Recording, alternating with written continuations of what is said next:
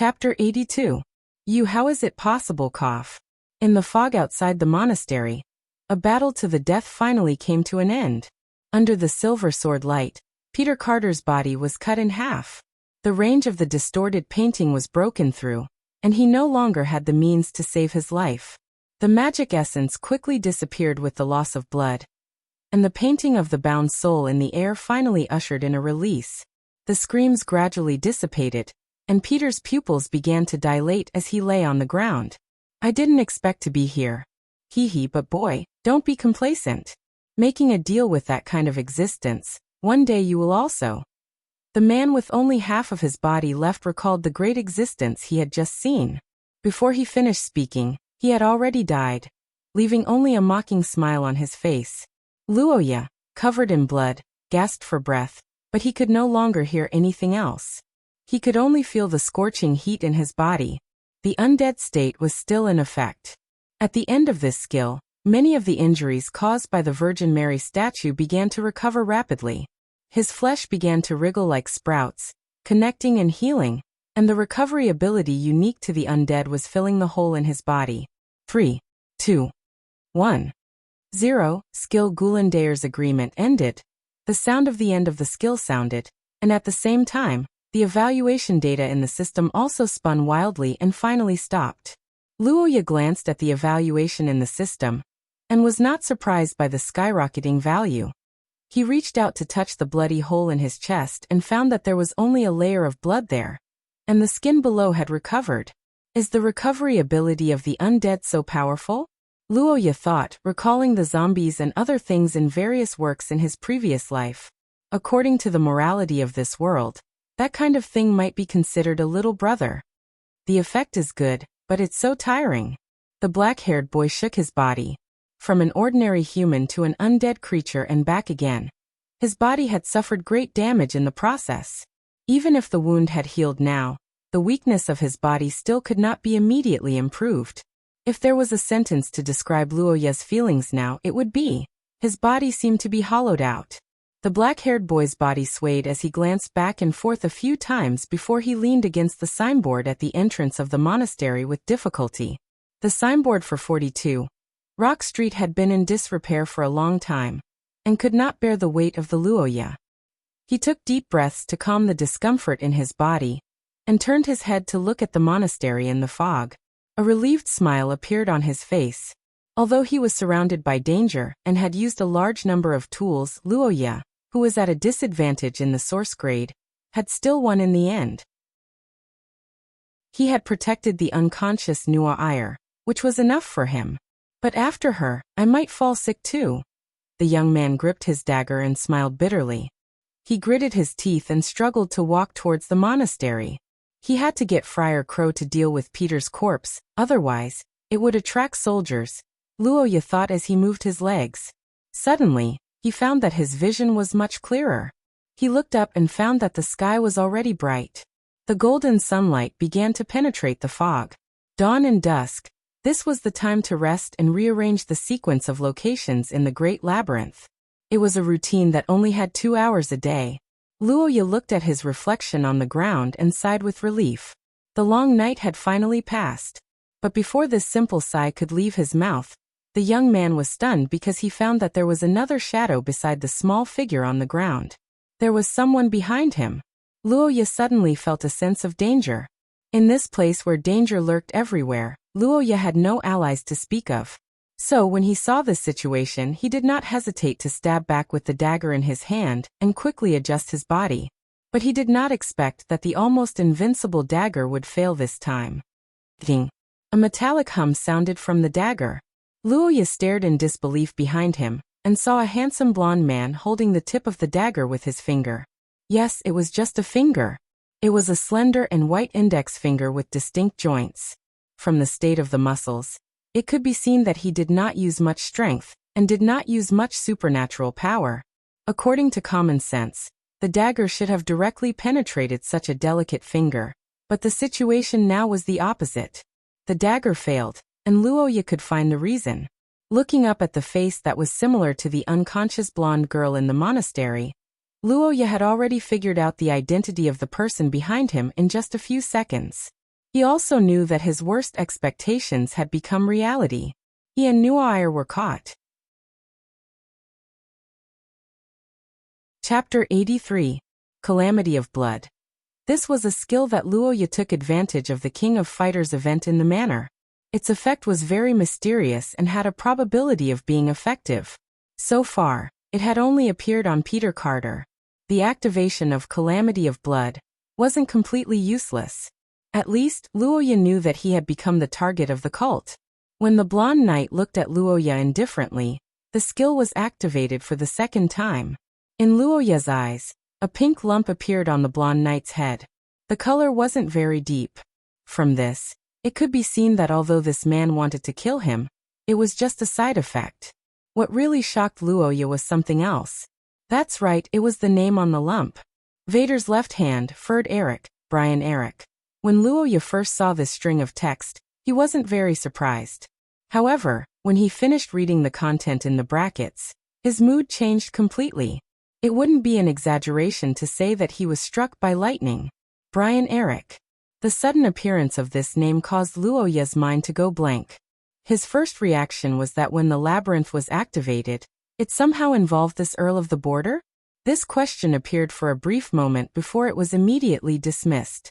It wasn't just because Brian couldn't have been eavesdropping outside the room in the labyrinth. More importantly, Luoya discovered that Brian had a complete social network. The soldiers who obeyed his orders, Vader who gave him orders, and Brian's attitude all represented that he was Ferd Eric, a person of this era. However, the appearance of the skill couldn't be wrong. Why would Brian's name appear? After thinking for a while, Luoya could only come up with one answer. That was, the Ferd of this era was the future Brian. According to the historical records, the patriarch of the Eric family committed suicide after the defeat of the Eric family. This was probably true. However, Ferd, who committed suicide, somehow came back to life and was still active in the era of John of the Holy See more than 100 years later. Luoya's heartbeat quickened as he discovered the shocking secret. His eyes involuntarily stared at the blonde knight. Of course, he was discovered. Kid, I don't know where you're from, but the person in front of you just now was Prince Vader. You better not be so disrespectful next time. Felder then ignored Luoya after saying those threatening words. Layers of soldiers slowly approached the monastery under his lead.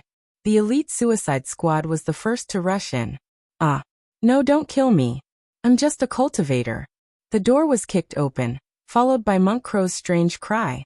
The footsteps of a large group of soldiers resounded in the monastery. Not long after, a soldier rushed out. Your Highness. Found it. All right. When Prince Vader heard his subordinate's report, he smiled for the first time.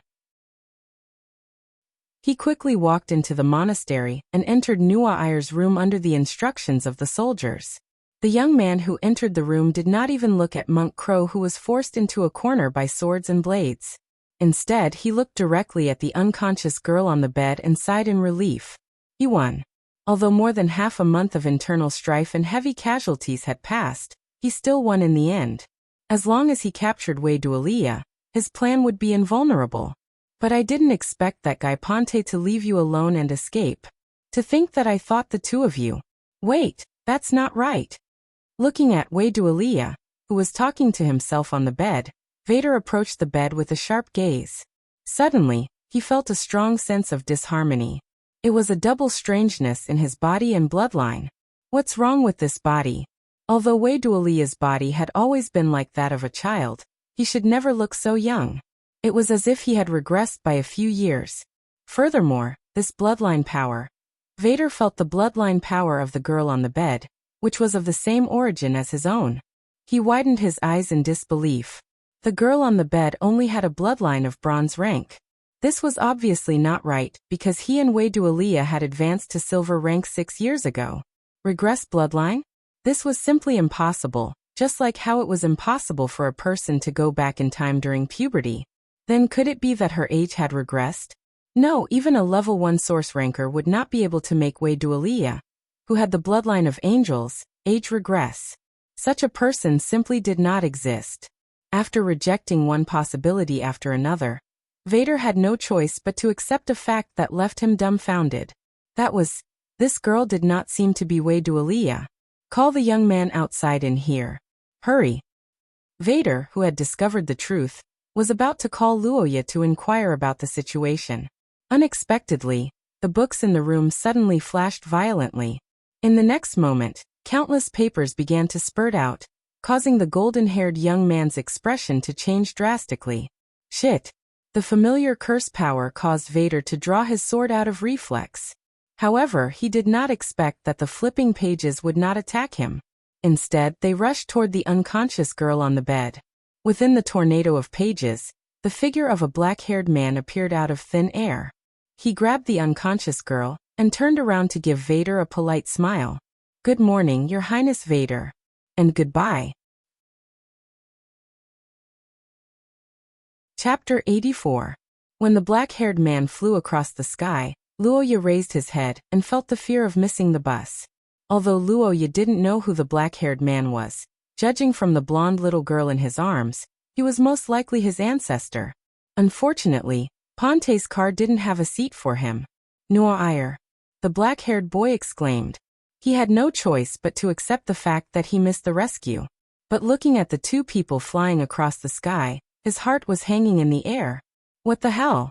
Boss, this is a war zone. Why are you floating in the sky? Aren't you a live target? Can't you crawl after a round of arrows?" Roja didn't know what Ponte thought, but he knew what the soldiers with him thought, such as the ones beside him. "Who is that? Enemy. Shoot him down. Shoot him down." The shouting soldiers drew their bows and nocked their arrows. They were clearly enraged by the target hovering above their heads. In just a short second, hundreds of arrows had already streaked across the sky, shooting towards the man in the sky. "Not good. Noir," Luoya exclaimed at this moment. His mind went blank. He had just experienced the power of the arrows in the Xia world, so he naturally knew how powerful the arrows were. But what he didn't expect was that the scene he saw wasn't a bloody scene. Instead, it was a scene that made him doubt his life. Spell, distortion. Just as the arrows were about to pierce his heart, the black-haired man in the air suddenly opened his mouth and chanted something softly. Then the arrows that were chasing after his but turned the steering wheel in unison and went around his side as if they were old drivers encountering traffic police. Looking at this scene that defied the laws of physics, Luoya and the soldiers were equally dumbfounded. Soon, with Felder's roar, the man's identity was revealed. "That's the head of the Akate family, Ponte Akate. Keep shooting. Don't stop. Whoever hits him will be promoted by 1 level." Felder's angry roar sounded not far away. At the same time, the golden-haired knight also swung his sword and slashed out. It had to be said that Felder's strength was quite terrifying. The crescent-shaped slash actually caused a sonic boom. The terrifying magic fluctuation far exceeded that of the level 4 source rank Peter Carter he killed before. Luoya even suspected that this slash could directly eliminate someone of Peter's level. Such a powerful spell fluctuation naturally attracted the attention of the entire battlefield. But to everyone's surprise, in the face of such a ferocious attack, Ponte Akate still did not move. Incantation. Internal diffusion. The black-haired nobleman calmly looked behind him and exchanged glances with his old rival, Felder, who was glaring at him from the ground. The corner of his mouth curled into a gentlemanly smile. In the next moment, the slash that was about to hit Ponte's body suddenly exploded from within. The powerful slash that was capable of tearing apart even the toughest hull's steel was turned into a shockwave that pushed Ponte in all directions. Not only did it not hurt Ponte, but it also sent him flying even faster. "Thank you for seeing me off, Marquis Felder."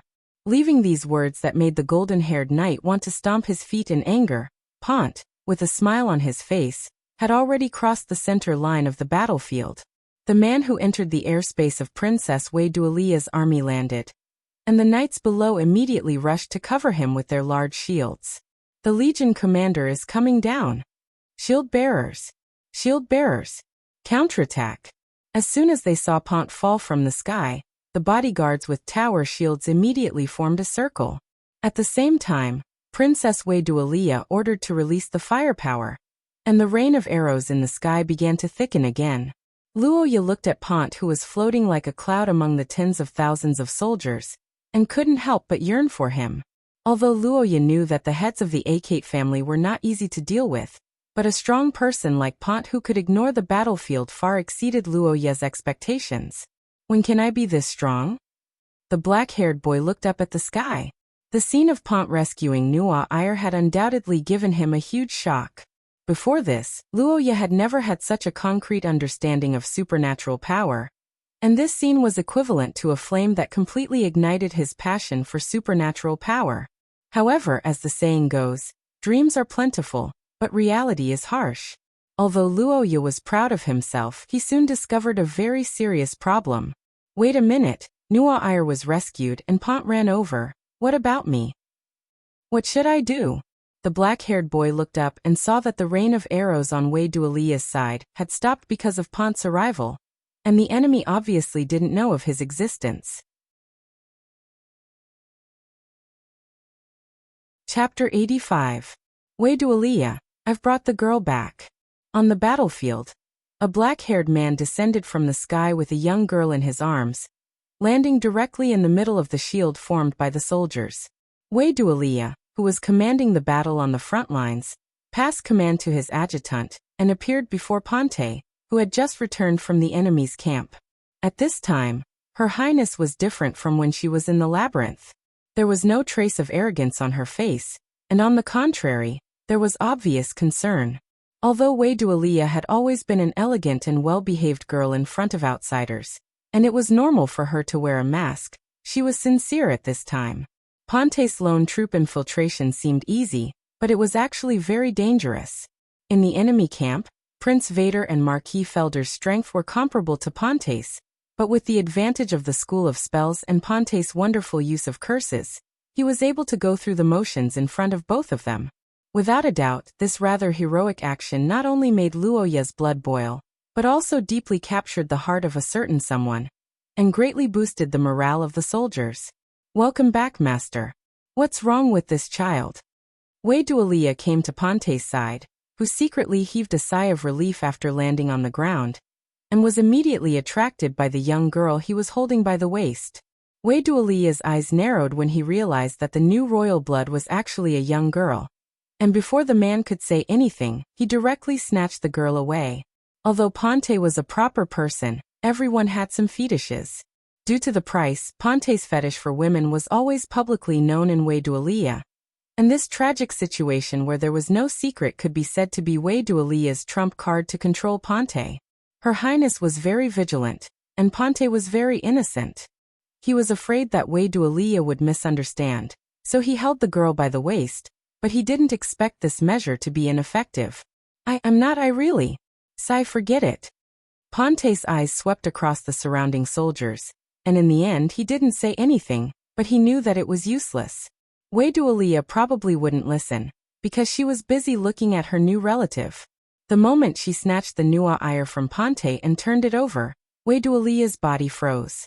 The face that was full of holiness, golden hair that seemed to glow, and a slender and beautiful body. The first time Luoya saw the Nuwa Ire, the princess was stunned, but that wasn't the reason why she froze. The reason why she was so shocked, because the resemblance was too great. Yes, Noelle and Victoria were too similar. Whether it was their faces or temperament, it was as if Victoria had been regressed by 10 years. If not for the difference in age, Victoria would even suspect that she was a twin or a triplet when she was born. What's going on? Why does the illegitimate child look so much like her? Ponte, who witnessed Wei Dualia's actions from the side, was also stunned. When he was saving the princess, Ponte's mind was focused on the enemy, and he didn't pay much attention to the girl's face. Now he was full of questions. How could they look so similar even though they didn't share the same mother? Was the royal bloodline so strong? Wait, why is she unconscious? I don't know. She was unconscious when I saved her. Did Vader do something? No, this child is having a high fever. It's the bloodline. She's going to be promoted. As an experienced person, Wei Dualia immediately figured out the reason after examining the Nuwa Ire's body. Then, she couldn't help but widen her eyes, and for the second time, her expression was full of surprise. The current generation of Heathcliff's successors were Wei Dualia and Vader. Both of them were praised as geniuses since they were young, and their extraordinary talents were also among the top in the entire history of the family. Even so, the two of them were promoted to silver at the age of 13. How old was the unconscious girl in front of her now? 11? Or 12? Wei Dualia wasn't sure, but she knew one thing, and that was that this long-lost clansman had incredible talent. As long as she was carefully nurtured, she would become a big figure in the human world in the future.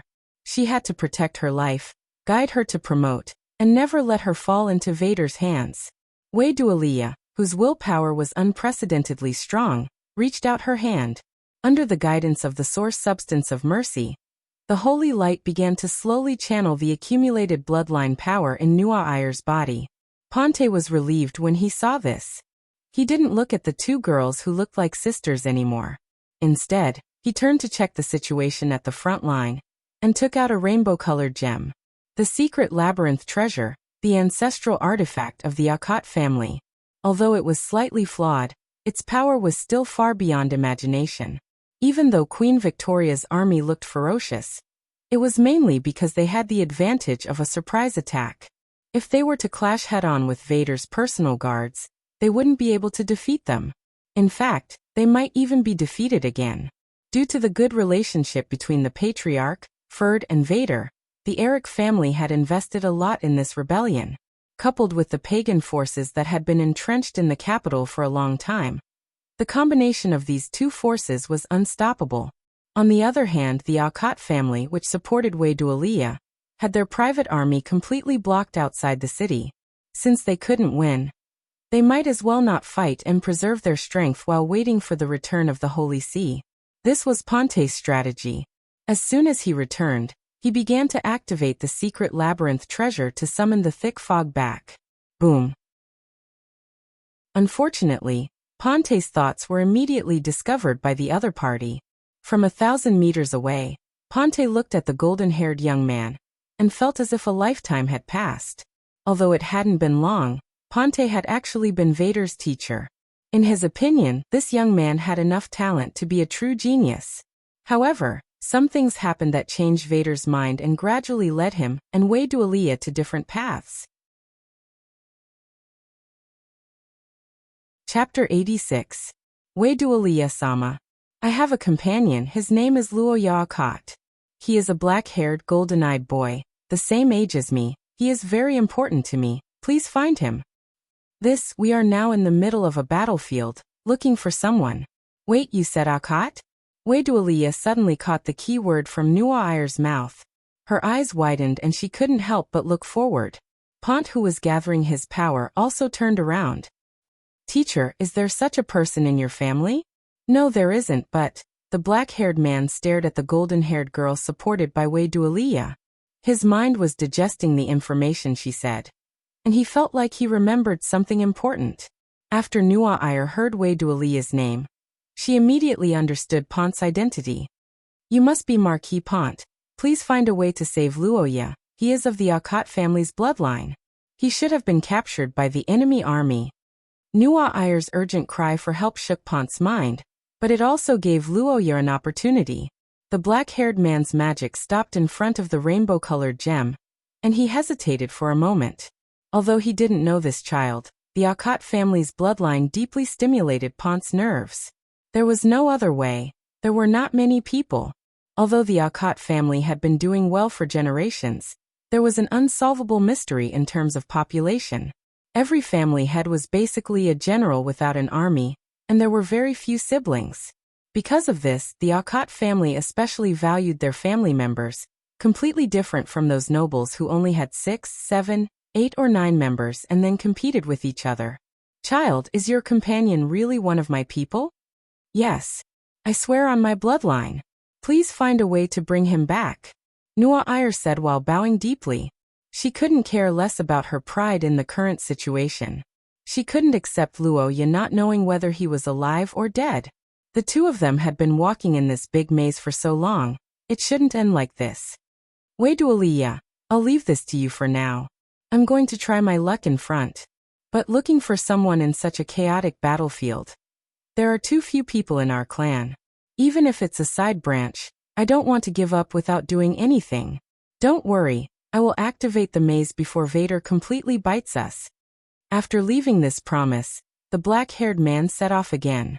At the center line of the battlefield, Luoya had already killed his way out.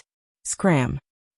Inside the canal, Luoya kicked the third leg of a soldier from the Eric family with a golden hook, using the least effort in exchange for the greatest result. The soldier who was unlucky enough to be kicked by Luoya was thrown off his feet by the Wei Dualia soldiers. After unleashing a fierce move, Luoya took a few deep breaths. Of course, he didn't take the risk to eliminate one more enemy. In fact, he had encountered a difficult problem. As the battlefield heated up, the canal became difficult to traverse. Originally, Luoya wanted to follow the canal directly into Wei Dualia's territory, but reality taught him a lesson. Now that the rain of arrows had stopped and both sides were engaged in close combat, there were more and more people in the small canal. There were living dead, half-dead, and all kinds of people. For example, the one who Luoya kicked in the crotch was a victor who crawled out after rolling into the canal with a Wei Dualia soldier. But unfortunately, the victory was only temporary. In the end, he was defeated by the Celestial Empire's ultimate move, the national kick in the crotch. There was no future for a water thief. Luoya used practical actions to prove this famous saying from his previous life. But as the saying goes, there's always a way out. Luoya's kick really did create a future. What's going on? Why is there a child on the battlefield? He helped me kill the enemy. He seems to be on our side. The soldier who worked closely with Luoya to kill the enemy's captain spoke up. The black-haired boy, who wanted to change his route, quickly jumped out and said something shocking. Important military information. Please protect me when I meet Wei Dualia. The black-haired boy said as he pulled out his winged dagger. The soldiers reflexively picked up their swords, but the holy shadow of the blade immediately attracted everyone's attention. This is a token given to me by His Highness. It's a holy dagger kept by the Heathcliff family. Please help me return to His Highness. The cautious Luoya was afraid that the spell would detect his lies, so he spoke the truth as soon as he opened his mouth. Chapter 87. The system's countdown was drowned out by Luoya's angry roar. The black-haired youth had begun his final burst. Luoya didn't know who the Gulandayer was. Perhaps no one in this world did, but he had to admit that the skill he gave Luoya was indeed powerful. It even gave him the upper hand in terms of strength when facing Felder. The blonde knight was in a difficult situation. Luoya's other attributes weren't that great, but his strength alone was enough to overwhelm him. As the saying goes, a strong man can defeat 10 skilled men. In close combat, strength was often the most important factor that determined victory or defeat. Fortunately, Felder was a veteran of the battlefield. His skills and agility were far superior to Luoya's. Even if he was at a disadvantage in one of his main attributes, he wouldn't be defeated so quickly. He also knew that Luoya's burst would only last for a short time. Power and price. This was the eternal theme of this world. Felder could roughly see Luoya's true strength. He was probably only at source rank 6. Such a body could withstand the power of Luoya's temporary immortality. However, this immortality that was similar to super regeneration could not be maintained for long. Felder understood this, and Luoya, who was using the skill, understood it even more. He knew the emptiness that came after using the skill. When he couldn't defeat Felder in the first 10 seconds, Luoya knew that 30 seconds wouldn't solve the problem. However, he still gave it his all because he believed that someone could see it. And the reality proved his speculation right. At the end of the countdown, a man's voice appeared out of thin air. It was as if a hero would appear at the last moment. Boy, well done. Spell, Gravity Core. When he heard the man named Ponte's words, Luoya knew that he had won the gamble. The skill Gulandayer's promise had finally reached the end. The golden-haired knight's expression changed. He could feel a strange spell reaction coming from his armor. He looked up and saw a rain of arrows and swords stained with blood shooting at him from all directions. Bastard! You're playing these tricks again. Ponte. Felder released his magic essence in anger, and his whole body was covered in bloody light. In front of him, a man who was originally fighting against him had appeared behind the young man who was smiling lightly. Pontiacat and Felderic, the two nobles of the Saint Maester theocracy and the actual commanders of both armies, stared at each other on the battlefield, causing the surrounding air to smell like it was being burnt. Ponte, that kid is a heretic. So, do I have to share it with you, Marquis Felder?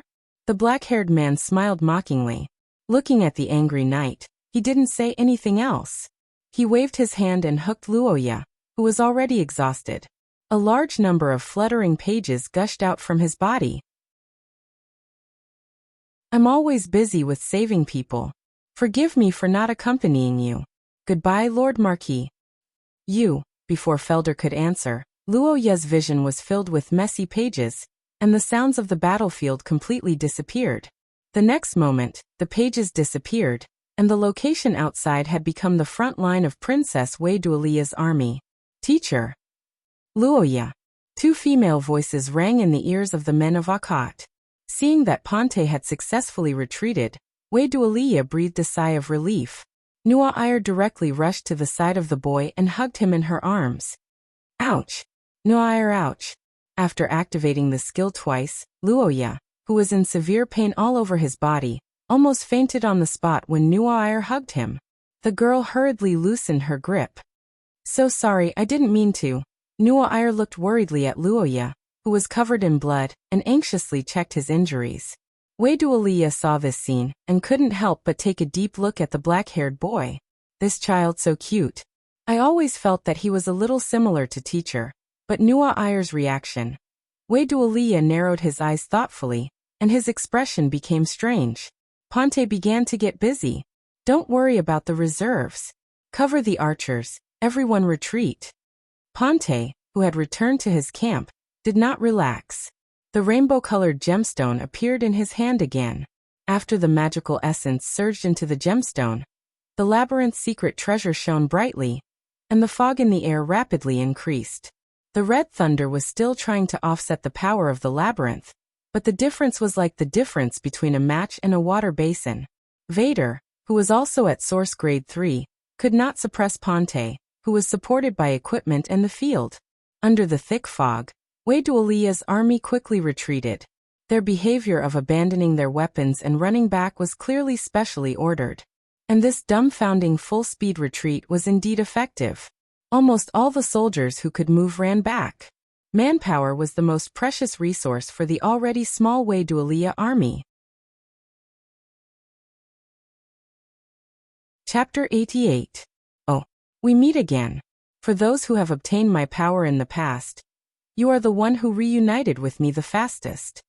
On the blood-red plains, the huge skeleton looked down at the small child and said with interest, "You're right. Those who have obtained my power, even if it's just a little bit, will cherish it very much. They won't dare to use it easily. I have never seen someone like you who used it twice in a day. Isn't power meant to be used? At the critical moment, you can use your trump card to get what you can't get. I think this is the best way to use power, and that's what I did." The black-haired boy looked up at the Goulandaire, and said his thoughts faintly. The huge skeleton was silent for a moment, as if it was thinking about something. After a moment it nodded. Yes, power is indeed something that you don't need to be stingy with. Its existence needs to be shown. The Goulandaire seemed to be in a good mood after saying this sentence. Its huge body lay down on its side and closed the distance between it and Luoya. It was obviously interested in this little child. Since ancient times, powerful warriors have always displayed their bravery on the battlefield in order to gain awe. This awe will give birth to power and influence, which will also become a part of their strength. Your second battle was like this. Those people saw your bravery, which will greatly change your situation. But what about your first battle? What was it for? Was it for the little angel? Luoya listened to the Goulandaire's question, and recalled the battle with Peter Carter. It was a battle that no one knew about in the fog. Even Father Crow didn't witness it. Killing Peter didn't bring any direct gain of fame and fortune. Instead, it was full of danger. The black-haired boy looked at the Goulandaire, and sat on the ground. He recalled the image of the little angel in his heart, and said these words. After the huge skeleton heard this, its eyes flickered. After a long time it said, I understand. Yes. You want to mate with her? Yes. The words of the Gulandair made Luoya's eyes widen. The boy raised his head and stared at the huge skeleton in front of him. His small eyes were full of doubts. His handsome and cute little face flushed at a speed visible to the naked eye. How could you say that? When did I say that? I'm still a child. Could it not be? You don't want to mate with her? What? What do you mean by mating? That's not the problem. The young man's face turned red as he flew into a rage out of embarrassment. What I want to say is that I did the right thing. Why would you think of that? Luoya's explanation made the Gulandair silent. The huge skeleton's eyes flickered as if it was recalling the past. The right thing to do. What was the right thing to do in this world? Sometimes, what people think is right often doesn't end well, Gulandair said with a sigh. Luoya narrowed his eyes. He obviously heard something else. There are two kinds of correctness, relative correctness and absolute correctness. It all depends on which one you're talking about. What do you mean? Absolute correctness is the truth.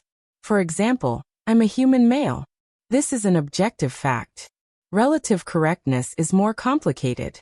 Take Peter, who I killed as an example. In my eyes, Peter is an evil person who commits all kinds of crimes. He's a madman with a mental problem. In my opinion, killing him is the right thing to do. But in the eyes of some hostile forces, Peter might be a good person. Killing him is wrong. Different angles of looking at the problem will lead to different results. Which kind of correctness do you think it is? Luoya's question didn't get an answer. The Gulandair seemed to have fallen into deep thought after listening to Luoya's words. His completely expressionless skeleton face was motionless. For a moment, only the sound of the nearby wind and sand could be heard between the two. My correctness is probably the second kind. The huge skeleton stopped thinking and stood up. A large amount of sand and stones began to fall from the gaps of his body. Luoya couldn't help but cover his mouth. Luoya Akit? Your idea is quite interesting, but you've already used up 2 of the 3 skills I gave you. The next time we meet, it will be the time for you to bring me the answer.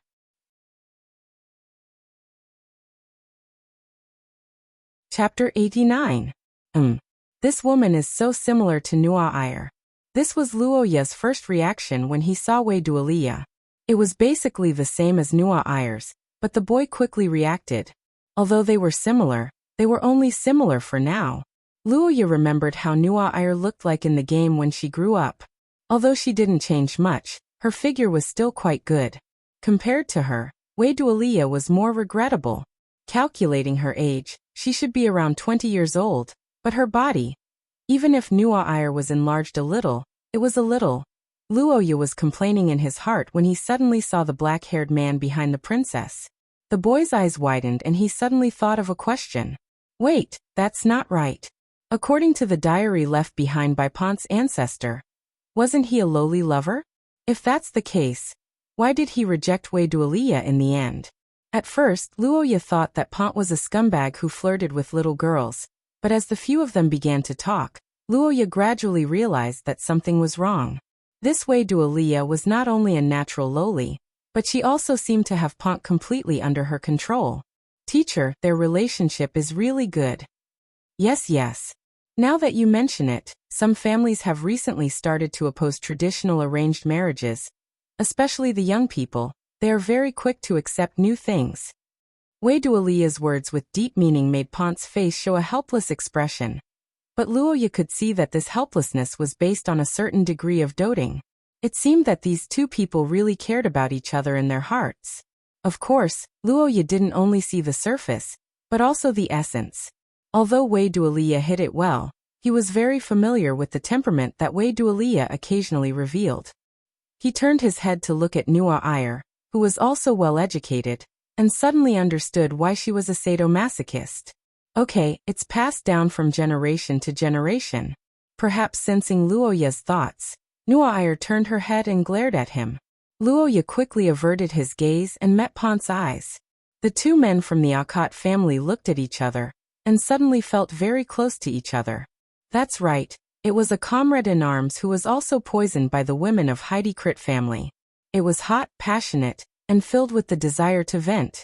But unfortunately it was just a thought. Whether it was Luoya or not.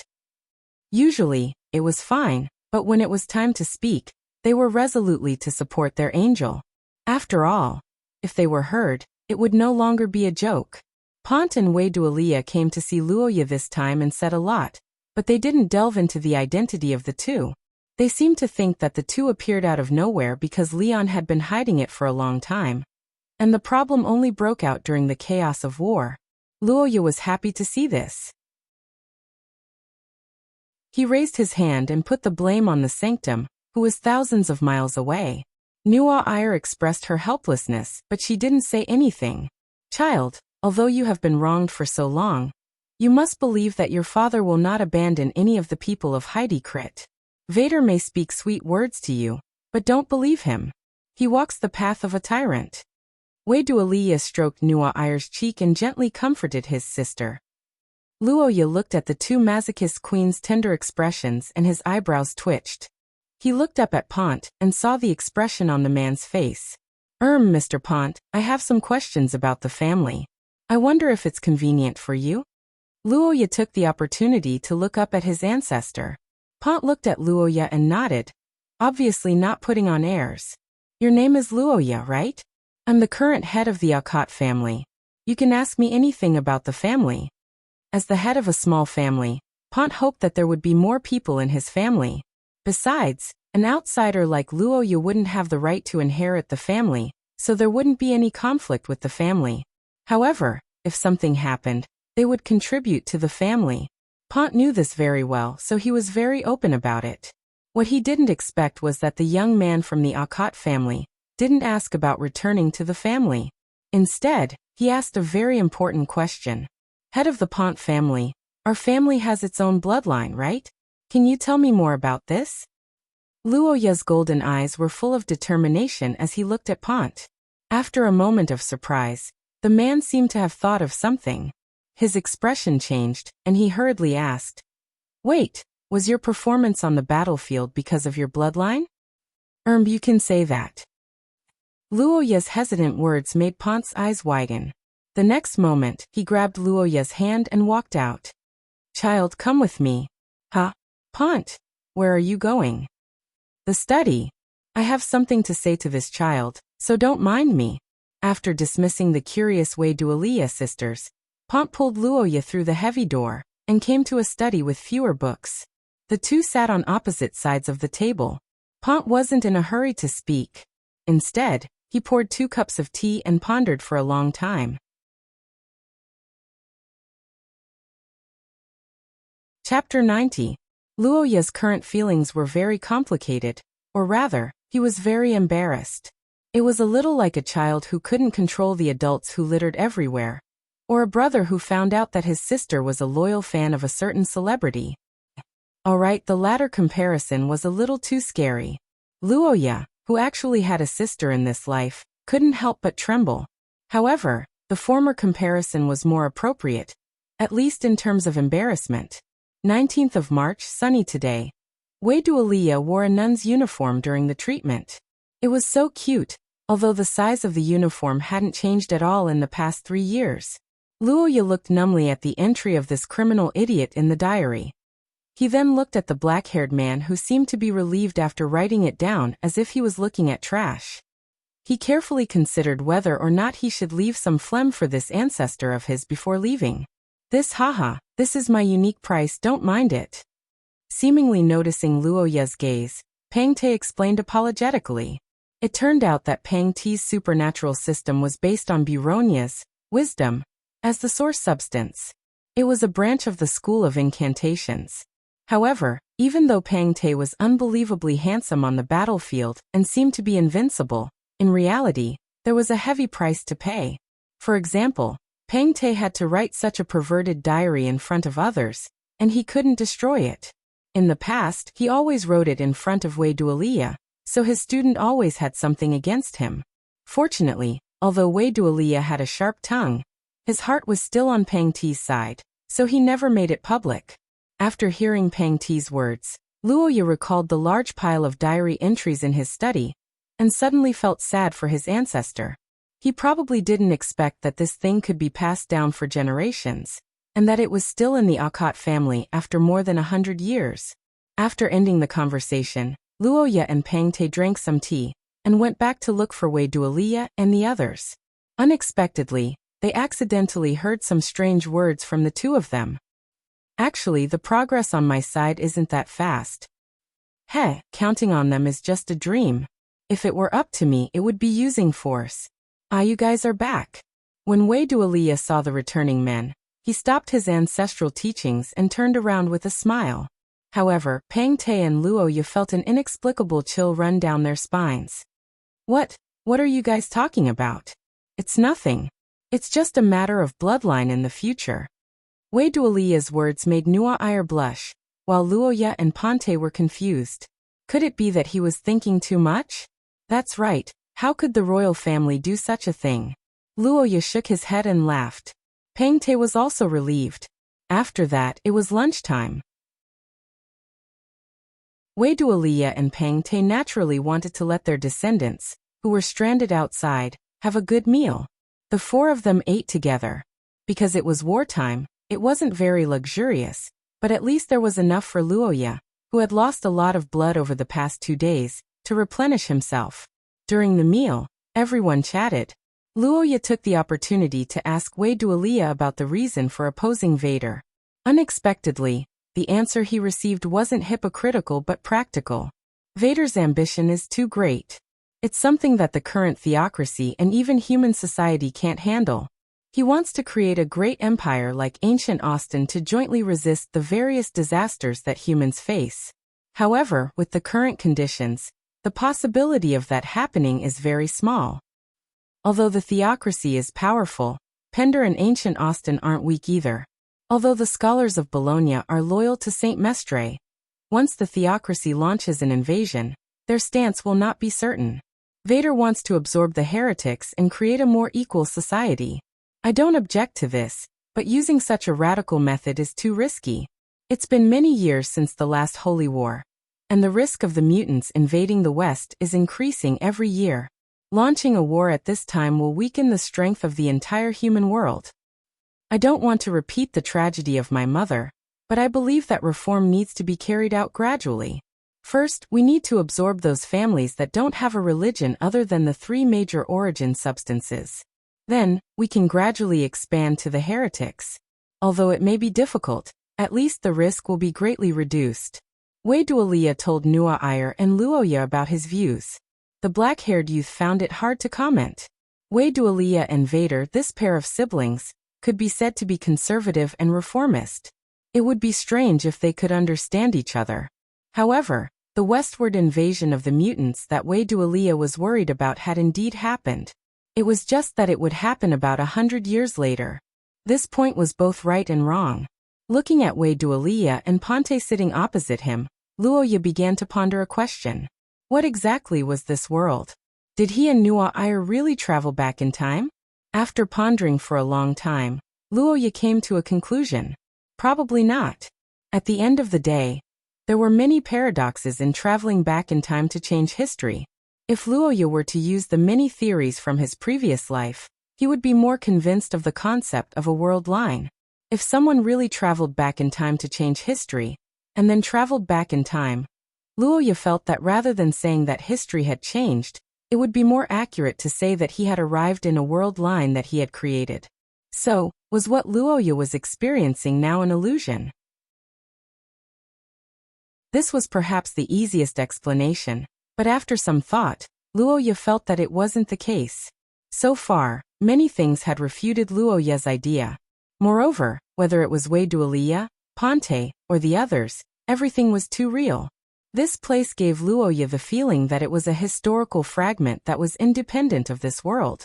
It was similar to a mirror world. The bloodline of the Akat family seemed to be a ticket and qualification that allowed him to become a witness.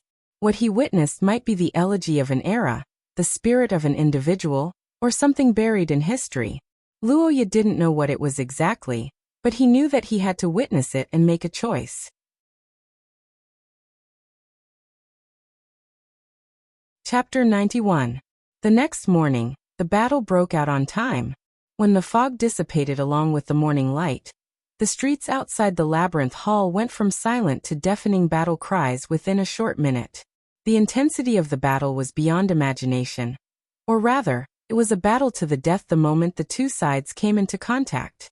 Vader's strategy was very clear, and that was to defeat the Queen's army at all costs and capture Wuxia. Most of Vader's personal guards were heathens. Strictly speaking, they were the second generation of heathens who had drifted here from all over the world. They were born and raised here, but because of their fathers and the origin substance, they had been treated unfairly for a long time. In their eyes, this was unfair. Why should the heathens with noble morals be discriminated against, while the Shia followers who looked like gold on the outside, but were actually rotten on the inside, could do whatever they wanted? This was a problem that couldn't be explained by human morals, and also a huge contradiction in the theocracy of this era. The reforms initiated by Prince Vader were the light of salvation for these people. They longed to use their own hands to fight for a future for the next generation, a future that was relatively equal, and where the difference in beliefs wouldn't cause people to suffer injustice. It had to be said that Wuxia, who didn't have any religious leanings, felt that this was a very orthodox way of thinking. The power that erupted from this way of thinking was indeed shocking. And when it was reflected in reality, Vader's army wasn't afraid of death. In order to bite down on the Queen's army as soon as possible, Vader's personal guards gave up on long-range attacks such as bows and arrows. They raised their shields and charged forward, withstanding the attacks of curses and arrows. Soldiers fell one after another, but those behind them immediately filled in. They gritted their teeth and showed no signs of fear. The strength of humans was to overcome their natural instincts. Living creatures' natural instincts were to seek advantages and avoid disadvantages, but armed with ideas, humans were willing to sacrifice for the sake of certain spirits and beliefs that existed in their hearts. Wuxia felt that this was the greatness of humans, and also the most direct manifestation of civilization. However, Vader wasn't the only one with beliefs and spirits. The Wuxia army was also righteous. Thus, under the military flag that had fluttered for hundreds of years, the soldiers who held on to their duty fearlessly charged back. Even if their armor was stained with blood, the knights would still fight to the death without retreating. That was their honor and could not be trampled on by anyone. The fierce battlefield was like a meat grinder. Every second, someone would fall into a pool of blood. After the first round of battle ended, the leaders of both sides, as the strongest, had no choice but to personally enter the battlefield. Separated by the battlefield, the teacher-student group and the master-subordinate group faced each other from afar. Wuxia and Vader both had complicated expressions on their faces, but their expressions were unwavering. After his hiding place was discovered, Pang Te had stopped using the maze. Under the noon sun, the two armies faced each other, and the siblings began their final attempt. "Sister Wang, have you forgotten what happened to Mother? In order to prevent such a tragedy from happening again, in order to make our country stronger, we need to unite all the forces that can be united. Obstructing reform and being stubborn, how are you any different from those nobles who forced Mother to her death?" In front of the two armies, Vader raised his doubts with grief and indignation, drawing everyone's attention back to the princess's death, which was so heavy that no one wanted to talk about it. His words and questioning caused some commotion in the princess's army. Some of the soldiers were obviously shaken by his words, which were in line with moral standards. Wuxia's face showed a trace of grief for the first time after hearing her brother's shouts. Seeing this, Pang Te hurriedly held her hand. The princess looked at the man beside her and smiled. She stabilized her emotions and stepped forward to answer. "Vader, I have never forgotten what happened to Mother, and I will not question your revenge. However, reform isn't something that can be done overnight. Look at the results of your so-called reform. In less than a month, rivers of blood have flowed in the holy capital. How many people have died because of you? Have you not considered them at all? Reform is inevitably accompanied by sacrifice. This is unavoidable. Since ancient times, Reforms have always violated the interests of the nobles. As the saying goes, without destruction, there can be no construction. If the current system is not destroyed, how can we rebuild it? What you said is only an ideal. Reforms that don't shed blood will only be dragged out by the nobles and bishops step by step. Perhaps there is such a possibility. However, isn't it our duty to prevent this from happening? If blood must be shed, I am willing to shed my own blood, and not at the expense of so many innocent civilians. Vader, the blood of the people is what supports your ambitions. Do you still remember the teachings of your family? It seems that we can't reach an agreement. Exactly. The siblings were evenly matched in this final debate. Both of them stabilized the morale of the army, and also proved that they could not understand each other. Under their resolute gazes, the soldiers made their final preparations. Vader unsheathed his sword. Beside him, the golden-haired knight Felder followed closely behind.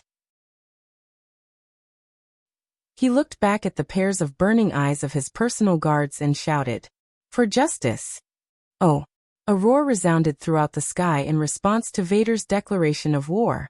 At this moment, his raised sword was the best banner. On the other side, Wei Duolia and Pang Te also stepped forward.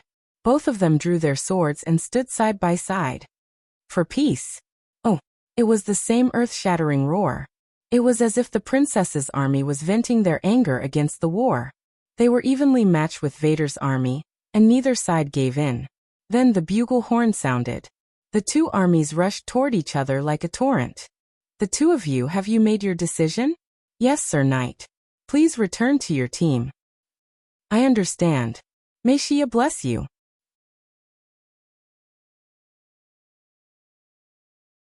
Chapter 92. One of the reasons why the Saint's dagger was considered a sacred weapon was that it could understand people's hearts. The skills it gave birth to were often in line with the thoughts of its owner, similar to fulfilling people's wishes. Luoya was an extraordinary who wasn't strong enough. The Saint's dagger answered his wish and gave him, uncontrollable, a skill that could save his life. For Pont, the Saint's dagger complemented his attack power. Although the School of Incantation spells could be cast very quickly, and had many extraordinary transfer and interference skills, like many other schools in Brogna, it also had its own flaws, and that was its lack of lethality. It was difficult to determine the outcome of a battle with a single strike. Pont, who had a deep understanding of this, craved for offensive power deep in his heart, and the Saint's dagger did answer him by giving birth to Angel's Song. It could be said to be a super powerful attack that could decide the outcome of a battle with a single strike. It was a torrent of light that transformed all of the user's magic essence into an impact. In Luoya's eyes, it was a holy white super light cannon. The moment it appeared, everyone who witnessed it seemed to hear a sacred song in their ears, as if the angels were singing the songs of light. But for Vader, the target, it was the sound of death. Your Highness. Felderic was the first to react. He rushed forward fearlessly to meet the fatal attack. The loyalty in his heart made him look like a righteous man who was willing to sacrifice himself for the sake of his life. He rushed forward to meet the attack head-on. Seeing this scene, Luoya was dumbfounded. He never thought that Felderic, or rather Brian, who was always as calm as ice, would do such a thing. At this moment, he was like a legendary knight, willing to sacrifice himself for the lord he had sworn loyalty to. The blonde knight rushed forward, his body erupting with a huge wave of spell power. His blood began to collide with the light, but in the face of the combined power of Pont and Wei Duolia, Felderic was powerless. Layers of bloody mist burst out from his body, and his roar was accompanied by a layer of suppressed pain. However, just as he was about to be unable to hold on any longer, a hand pushed him out of the attack range and replaced him to face the unstoppable light head-on. That was Vader. Vader had saved Felder, but the price he had to pay was that Angel's Song had successfully hit him. The knight, who was covered in blood, fell to the side and screamed in pain. It was the duty of a knight to block an attack for the monarch, but there were not many people in the world who would step forward bravely for the knight's sacrifice. However, Vader had to pay a heavy price for stepping forward this time. Even though the holy white light had been weakened by Felder, it wasn't something that Vader could withstand. The crimson electric light dissipated in the white light, and scorched flesh and blood splattered everywhere. After the violent explosion, the light gradually disappeared. The soldiers, who had regained their vision, stopped attacking and looked towards the rear.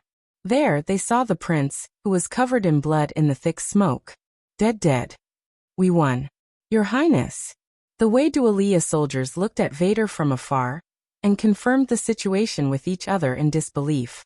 Vader, on the other hand, roared loudly, hoping that their monarch would respond. Tears streamed down Felder's face. He ignored his injuries and crawled up to confirm Vader's condition.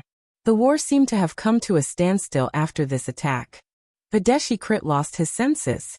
When he pushed away Felder, who had blocked the attack with his body, Vader didn't think too much about it.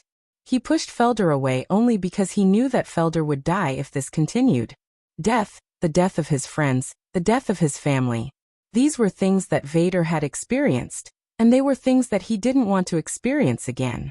Because of this, he picked up his sword and swore that he wouldn't repeat his mistakes. That was his original intention. However, what he didn't expect was that even though Felder had weakened the attack, Wuxia and the others still seemed to have the power to kill him. Amidst the glaring light, Vader's body was riddled with holes. The song of the angel echoed in his ears, as if it was waving its hand to welcome him to the heavens.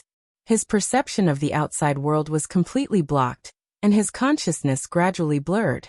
His body began to lighten, as if his soul was about to leave this complicated world. In that moment of confusion between life and death, Vader seemed to have returned to the bedroom in the palace of the holy capital when he was young.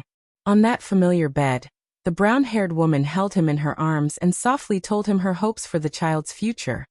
Vader, you were born with a responsibility. You are the future king of Saint Mestre, Shia's apostle, and the son of the angel.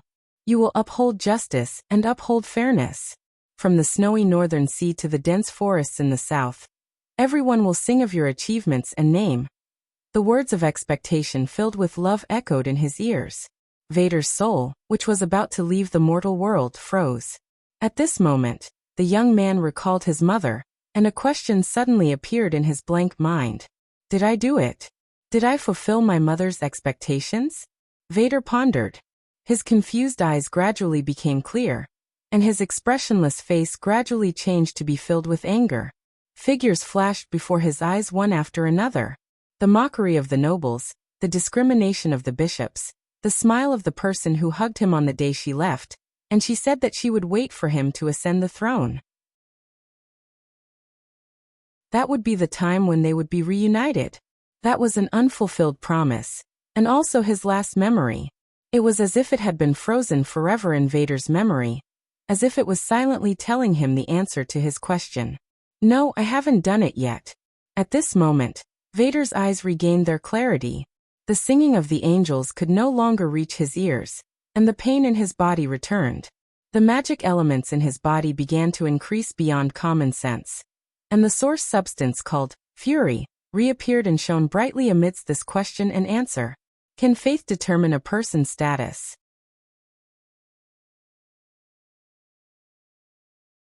Chapter 93. Luoya didn't stop Nuair from rushing out. One of the reasons was that Luoya felt that he couldn't stop him, and the other reason was that he also needed to do something. In the course of these few hours of battle, Luoya had gone through a lot of thought. The moment he appeared on the battlefield, it meant that he had already made his choice and had a way to carry out his will. Skill Gulandair's promise activated. Countdown 30, 29, 28. The third activation of the skill didn't have an outburst of power and magic. Instead, it was more like a teleportation. Luoya no longer saw the chaotic battlefield. The smell of blood gradually dissipated from his nose, and the giant under the setting sun appeared once again. Are you finally going to give me an answer? On the Crimson Plains, the Gulandair looked down at the black-haired youth with interest. Then answer me. How do the dead transmit their power? Luoya was silent for a moment after hearing the giant's question. He recalled all the details of his conversation with the Gulandair so far, and slowly opened his mouth to speak. I have two answers. One is to this question, and the other is to your question. Which one do you want to hear first? 2. Haha, interesting. Tell me about them. The first one is the answer to this question. Regarding how the dead transmit their power. You should already know my answer since you've watched this battle with me, right? Luoya looked at the distant setting sun. And in his eyes were the figures of the brave warriors fighting in the holy capital. The faces of Vader and Wei Dualiya floated before his eyes one by one, and then disappeared into the wind. Spirit, will, and thoughts. These are the methods by which the dead transmit their power. Some write history, some write books, and some spend their entire lives transmitting their ideas to others. When all of these are accumulated, they will change from quantitative to qualitative, and civilization and culture will be born and incubated. The youth recalled the brilliant civilization that was nurtured through 5,000 years of accumulation in his previous life, and the emotions in his heart deepened. In the end, the inheritance of this culture and civilization is the transmission of the power of the dead, or the sages of the past. It may change or remove the parts that are not suitable for it, and add new content, but this power will grow stronger with the passage of time. It will become a link that connects all the living. Luoya's answer made the Gulan Daer ponder. The tall skeleton didn't comment, but he didn't expect Luoya's last sentence. Ah, but these are nothing to you. What? The Grandal's jaw opened, and the light in its eyes enlarged, making it look like a skeleton with a stunned expression, but Roha didn't care. I'm saying these things are based on the precondition that there are descendants and inheritances, but what about you? You don't have any of these things? The black-haired youth glanced at the huge skeletons that were half buried in the sand and sighed silently. Giants are now a legend buried in the depths of the Second Era. I don't know if your civilization still exists, but spirit, will, and even appearance have disappeared in the long history of mankind. The first situation doesn't apply to you, so I have an answer for you. Luoya pointed at himself unceremoniously under the surprised gaze of the Gulan Daer. Me. I'm your answer, Gulan Daer. The black-haired youth calmly looked up at the majestic giant, and said as if he was making a promise. I'm the carrier for you to transmit your power to the world again. Whether it's spirit, will, civilization, history, or even just pure power, you need me to show you. I may not be important, but I'm necessary for your purpose. This is my answer. Hey kid, you really dare to say that? Are you threatening me? Aren't you afraid that I'll kill you? If you feel threatened by my words, it means that I'm right and you don't actually hate me, right? Otherwise, you wouldn't have helped me so much. Luoya said with a smile on his face. The Gulan Daer's skill was the key to him getting through the crisis time and time again. He even specially met with Luoya during the second crisis.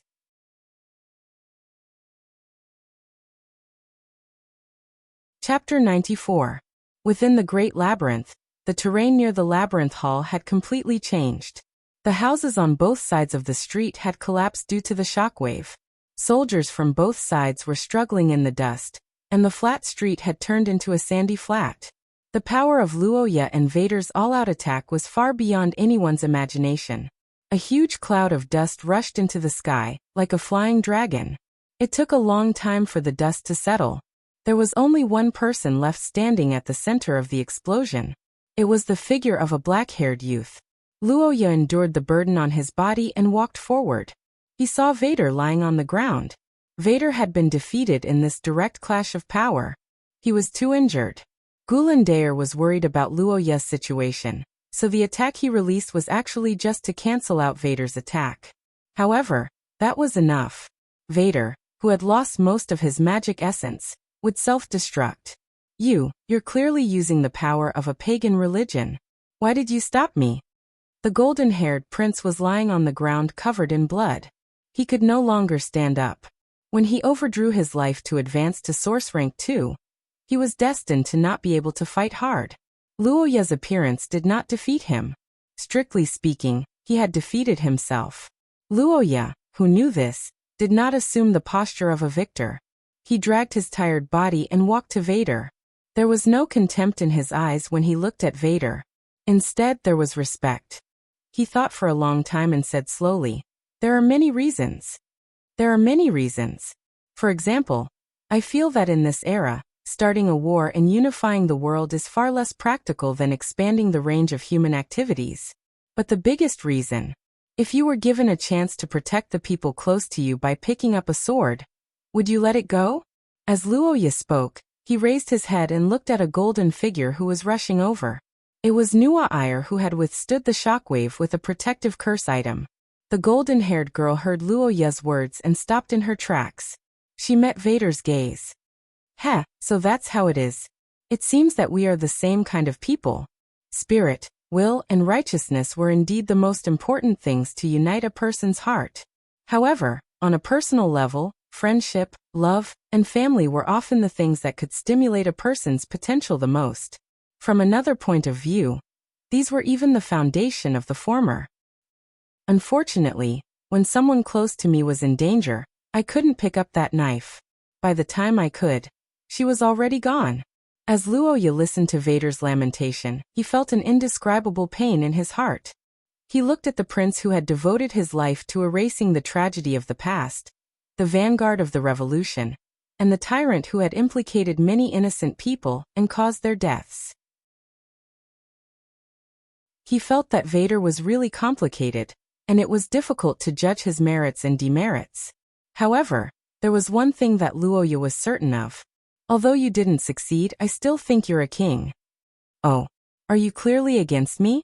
I acknowledge your talent and spirit, but oppose your ideas and ambitions. TSK, so that's how it is. You're really a rebellious minister. Little girl, you're probably going to have a hard time in the future. Vader smiled as he looked at Nuwa who had walked to Luoya's side to support him. The girl didn't know how to respond to his profound words. The prince looked at the two of them, and suddenly felt the burning anger in his heart that had been burning ever since Mary's death slowly dissipating. These two children, maybe they can do better than me? If this boy's strength is added together with Heathcliff's, as Vader thought about this, a relieved expression slowly appeared on his face. Then, under the gazes of the two people, he closed his eyes. Witness goal achieved.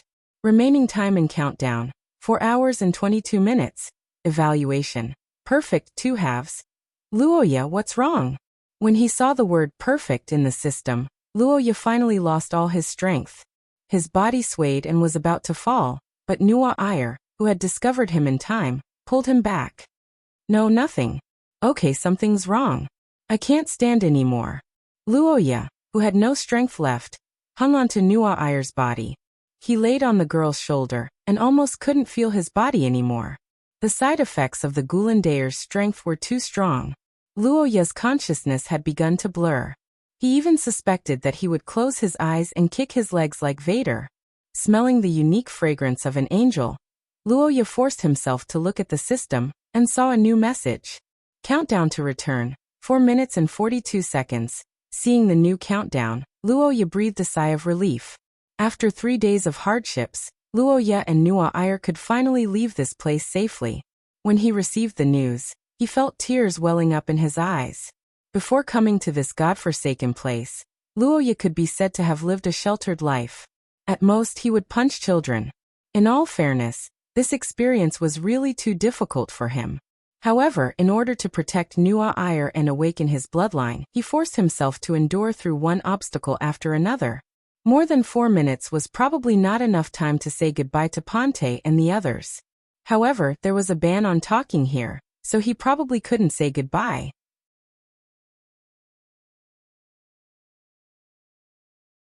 Chapter 95. The setting sun left its last afterglow on the mountains. The campfire in the camp on the hillside was lit up, and people were talking and laughing loudly around the fire. In the mountains northwest of the holy city, Ai Liziakat was passing the time like a year. The atmosphere in the camp was very cheerful. Although this New Year's winter hunt was a last-minute idea, because of the addition of Qadia Akat, the strength of the participants had increased. When they had reached the village at the foot of the mountain last night, and heard that there was a giant poison-spitting bird dominating the mountain, driving other animals down the mountain to cause harm, the noble hunting party had been overjoyed. They had set off early this morning, with Prince Kane and the Marquis of Qadia in the lead. The party had slaughtered the bird before noon, and they had even brought back many bird eggs along the way. Working all the way until nightfall, The poisonous bird was burned to ashes. The rest of the feathers, head, meat, and eggs were all removed. Even the poison sac was prepared to be transported back to be used as a research material for spells. Such a big victory, such a successful removal of a pest for the people. Naturally, there was a celebration. The open environment in the wilderness made the atmosphere more lively, but there was a clear difference in the mood of the silver-haired girl. At this moment, Elisa was frowning. Her beautifully curved eyebrows were gently lowered. Her large eyes were filled with worry and sorrow that couldn't be erased. Her pitiful appearance was exceptionally lovable. Although the girl was in the mountains, her heart had always been in the holy city. Originally, she and Luoya should have attended the palace banquet together, and the winter hunt should have become a memory for the two of them. However, Luoya received an invitation from the Holy See. It was sad that she couldn't spend the new year with her brother. She didn't expect that Kai-En and the others would send Nua Iyer, who was also alone, to the Labyrinth Pavilion. This was simply rubbing salt on Ai Lizi's wound. Ai Lizi didn't hate Nua Iyer, and even looked forward to it. After all, the charm of the princess was real. It was a strange feeling that made people want to follow and obey. If it wasn't for Luoya, Ai Lizi might really follow the princess. Unfortunately, there was no if. When Ai Lizi met Luoya, it was like a withered flower meeting dew. Even if there were other water sources in the world that could make her grow more beautiful, she wouldn't choose any more, because it was enough. However, this gentle and kind brother of hers, who had limited talent, had actually become the target of the Princess Royal Highness. And now the two of them were under the same roof. Danger! Luoya, danger! Ai Lizi, who smelled the scent of a defeated dog, was very uneasy, but she couldn't do anything about it. The idea of rushing back was just a thought. The reality was that she could only sit on the log and taste the fresh bird meat, and then watch the uncles who were drinking heartily and singing loudly. Unknowingly, it was late at night. Although the adults' revelry was still going on, it was time for children like Ai Lizi to sleep. In fact, the maids did tidy up the tent and soundproof curse vessel for Ai Lizi. This time, Anna, who was temporarily promoted to the head maid, followed. As the president of the fan club, she naturally had to take care of the future lady in her eyes. "Miss, it's time to rest." After a soft reminder, the maid led the silver-haired girl back to the tent, but she didn't expect to suddenly hear the voice of Marquis Kadia halfway. "An emergency contact from the Labyrinth Pavilion?" Bishop Philip felt that his life had encountered a small problem. In the study of the Labyrinth Pavilion, the bishop, who was wearing a white robe and chain-mail armor with a staff in his hand, was ready for battle. He stared at the boy and girl hugging on the ground in front of him, and fell into deep thought for a while. There was no doubt that the people on the ground were the targets he was ordered to save this time. The young master of the Ackett family, Luoya Ackett, and the beloved little princess of the Vatican, Nua Iyer Heathcliff. Seeing that the two of them were safe and sound, Philip should have been happy, but the problem was that the way these two children appeared was a bit strange. They appeared out of thin air. It was not an exaggeration at all. They really appeared out of thin air, after a flash of light. In fact, when Philip received the order from John of the Holy See, he was scared out of his wits. When he heard that the little princess of Heathcliff was among the people to be rescued, he didn't dare to delay. Nua Iyer was the treasure of the Vatican, and was supported by everyone. Therefore, as soon as he left the Holy Palace, Philip immediately set off.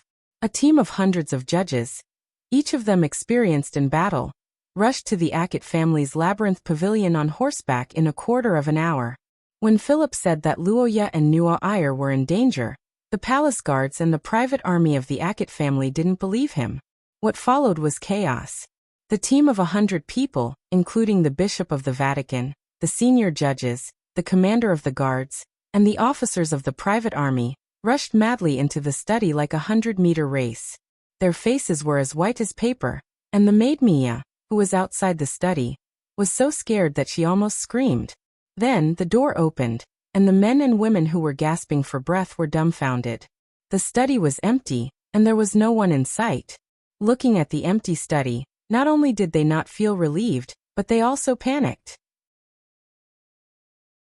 The commander of the private army of the Akit family immediately contacted the Marquis, and the chief of the palace guards also began to report Kai-in.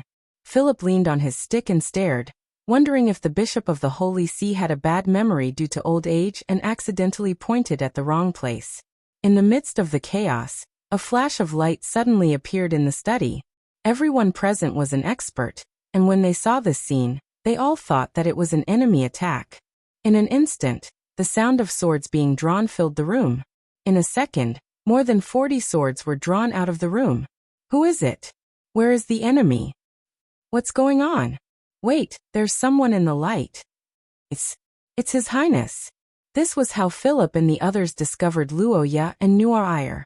However, the bishop didn't have the time to think about this. He didn't care how Luoya and Nuaire came or went, and he was focused on something else.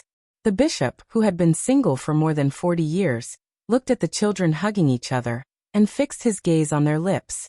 If he guessed correctly, the little princess of the Vatican, the hope of the younger generation of the theocracy, the chosen one, Nuaire, was actually kissing this stinking brat of the Akit family before she fainted.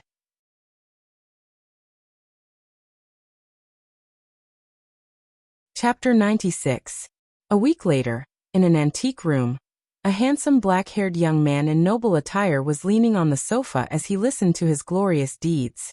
Luoya Akot, the heir of Marquis Akot, an unlucky guy who encountered a king-level assassination team on the second day of the new year. Although he was safe with the protection of Great Holy See John, and even awakened his bloodline by chance, his life was not peaceful because of this. Instead, it was more accurate to say that he fell into a quagmire. The rumor just now. Is it widespread? The black-haired young man listened to his maid's cold narration, and asked with some hope. Anna was silent for a while, as if she was thinking about how to describe the scope of the rumor. I met a total of 7 people in the Chamber of Commerce when I was out shopping. 6 of them heard the rumor and asked me about it. Okay, you don't have to say any more. Luoya waved his hand and directly blocked Anna's remaining words. The young man held his forehead and thought about the whole rumor. The sweat on his forehead was about to drip down. This was the most popular legend in Saint Lorraine recently. It spread from the nobles to the peddlers. If a dog could talk, a dog could write it down from memory. It was a rumor that gathered all kinds of elements. It was said that in Saint Lorraine, there was a pair of childhood sweethearts who loved each other since young. Both of them were the only sons of noble families. Although they loved each other, they were unable to get married because of their respective marriage contracts. Just this year, the two couldn't help themselves and took the opportunity when the elders of their families were out to get together. In the end, they didn't expect that in the happiest moment, because of the weak defense of the new year, they were suddenly attacked by the cultists. In the fierce battle, although they defeated the cultists, the young man was seriously injured. In order to stabilize his injuries, the pure girl gave him her first kiss, which had the ability to heal. However, this action was discovered by the rescuers and reported to their superiors. Their relationship was discovered, and because of this, they were imprisoned in their respective homes and were about to receive severe punishment. At this point, the story ended, leaving a huge controversy and arguments. It caused a heated discussion among the people and the nobles. There were too many elements to this story, but there was only one core. Because of the marriage contract, the two lovers could not be together as they wished. This core could be said to have deeply pierced a group of people's nerves.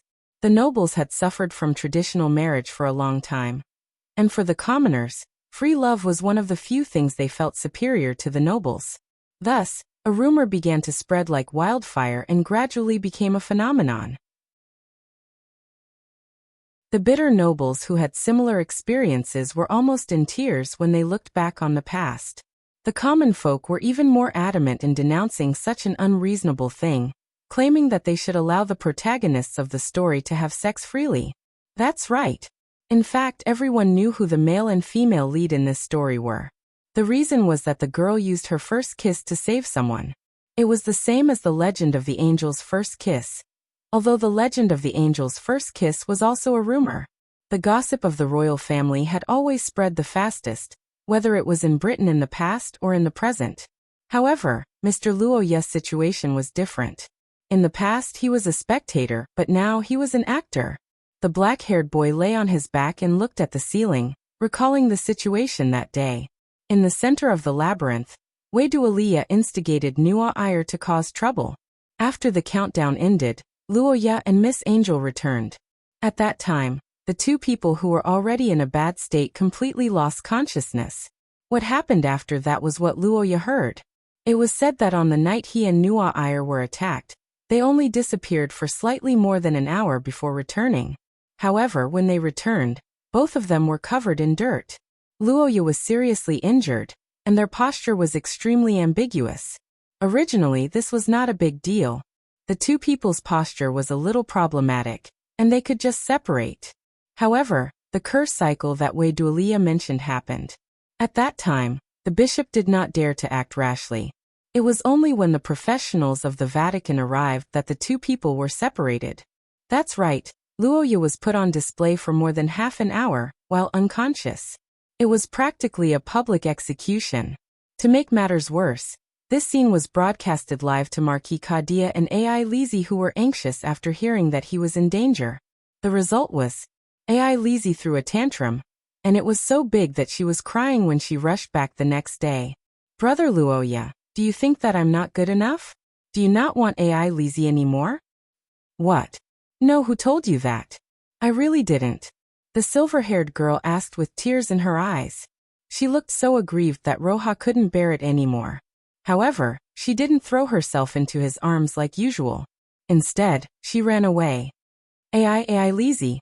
When he saw the girl running out of the door crying, Luoya could be said to have suffered a huge blow. He was stunned on the spot. What's going on? Why is it different from before? Shouldn't the self-abased Ai Lizzie be the one crying and throwing herself at him?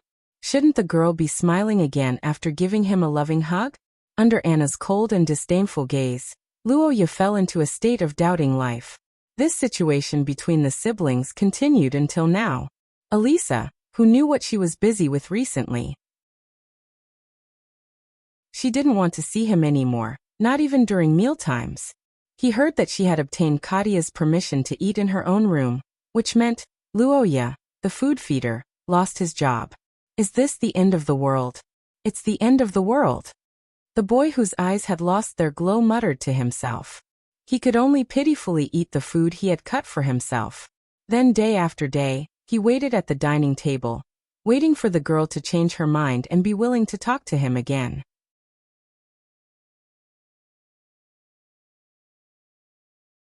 Chapter 97. Wei Duolia and Ponte were also a combination of Heathcliff and Akot. Their way of getting along could be said to be a model for Nuo Ire and Luoya. However, it was the opposite. Recalling Ponte's expression when she was completely dominated by Wei Duolia, Luoya felt that the future was very dangerous. However, at the same time, a question arose in his mind. Although Ponte didn't show it, there was no doubt that she had Wei Duolia in her heart. Her queen's attacks were also very fierce. There was no sign of fatigue at all. In fact, it was more accurate to say that the more she fought, the fiercer she became. Under such circumstances, the two of them actually broke up? Luoya scratched his head. Suddenly, he felt that the history he read wasn't only changed about Vader. Maybe Wei Duolia's part was also changed. In short, he didn't believe that the two of them who wanted to die together under Vader's butcher's knife would break up. Should I flip through Ponte's diary? With this idea in mind, Luoya thought for a moment and immediately shook his head like a rattledrum. Forget it. It's too embarrassing. Besides, compared to this, there are more important things. Luoya muttered to himself. His eyes narrowed, and his gaze gradually sharpened. In addition to the previous rewards, there was actually an additional reward, and that was information. Information about Ferd and Eric, or rather, Brian. But now that the two of them were back, everything that happened 100 years ago had been settled. This information about the current situation of the Eric family could be said to be invaluable. However, there was one thing that was more difficult to deal with, and that was, there was still no evidence. After nearly 200 years, Ferd's existence had long been buried in the dust of history. There was no physical evidence at all. Luoya's one-sided story was also meaningless. In fact, It might even alert the enemy. However, it was still necessary to warn Nua Iyer. Ferd wasn't a bastard. Not only did he change his face, but he was also in good health after almost 200 years. Wasn't this nonsense? Something was definitely wrong, and this kind of problem was most likely related to a cult. Considering Luoya's incident this time, the cult would not have an easy time in the near future.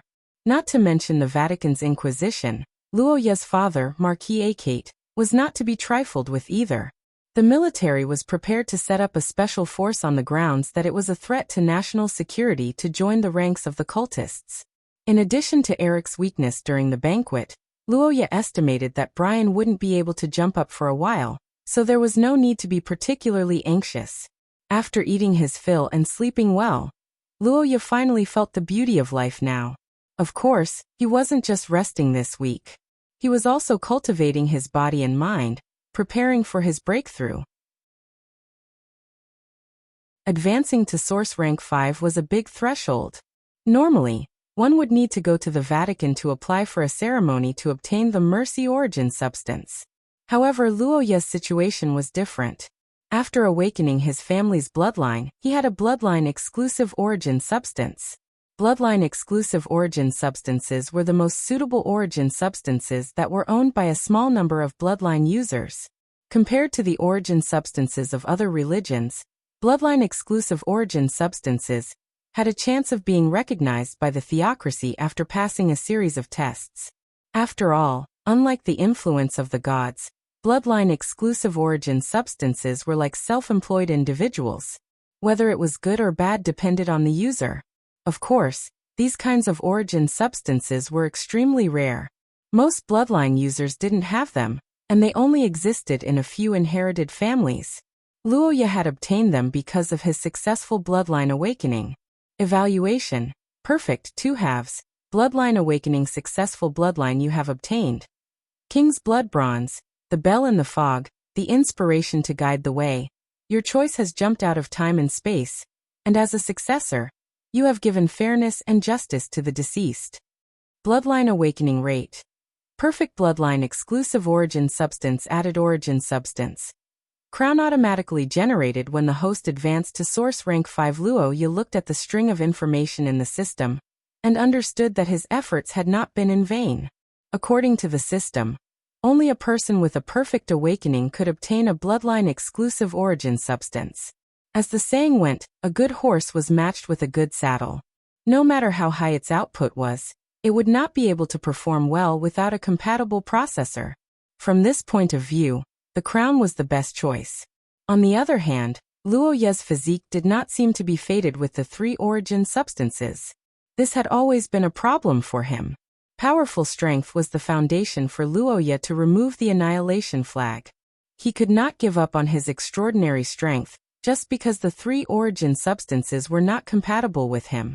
Originally, he had wanted to rely on his relationship with Nua Iyer and the power of the Akate family to have a heart-to-heart talk with the Vatican and see if they could come up with a solution.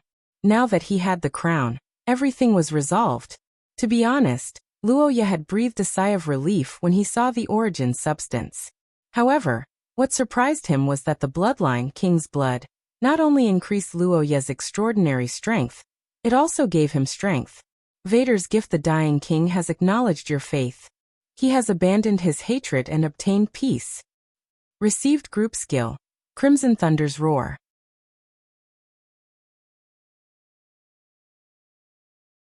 Chapter 98. In fact, before considering the debt, Luoya had thought about whether he could copy the system. For example, he could become the owner of the Jiangnan leather factory and do business with no income, although he didn't have a sister-in-law.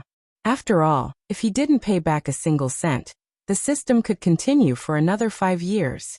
If Luoya could become a top expert in 5 years, the system didn't seem to need him anymore.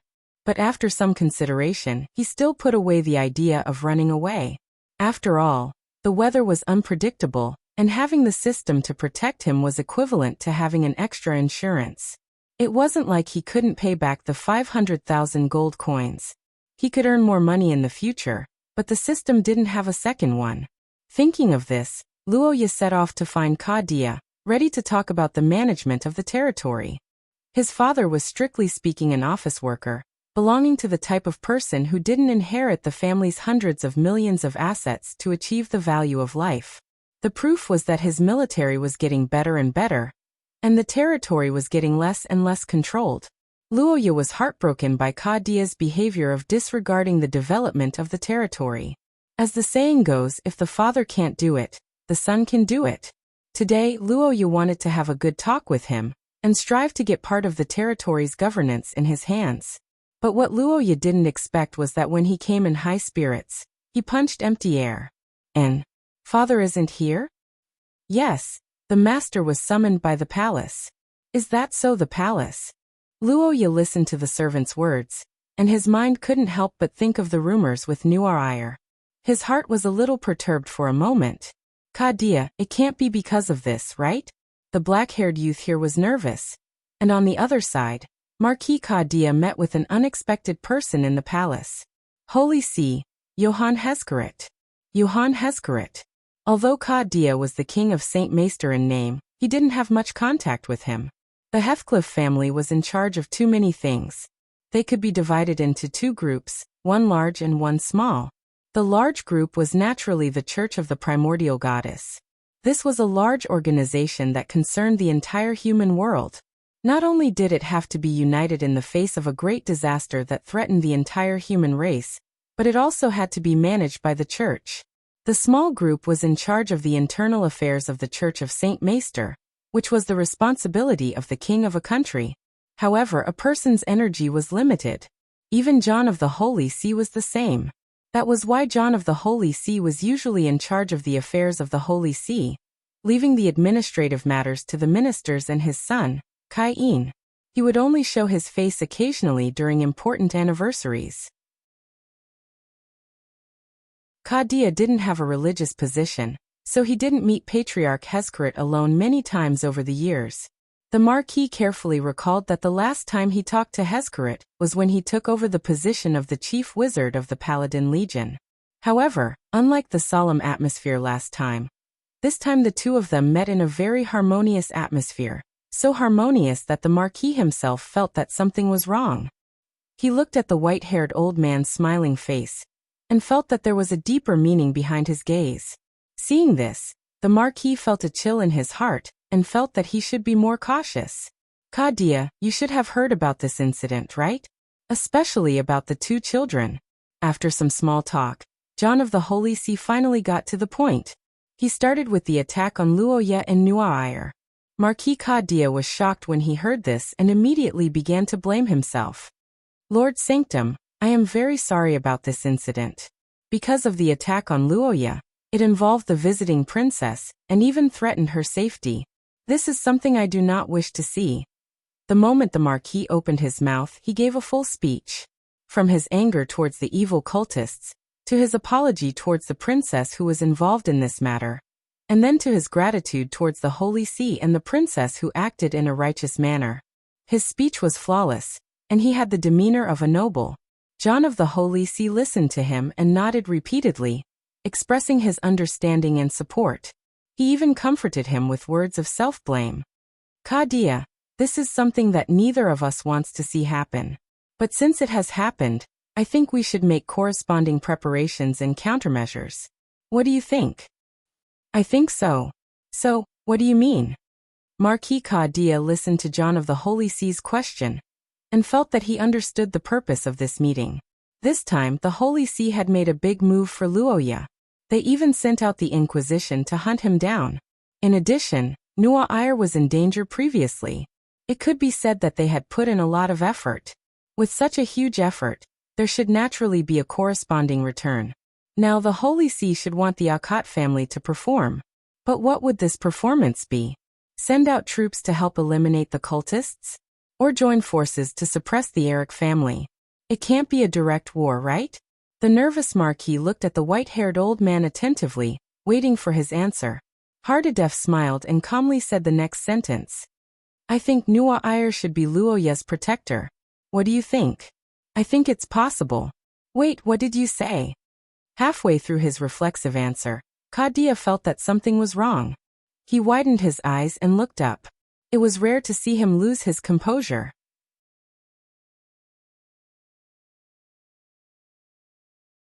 Chapter 99.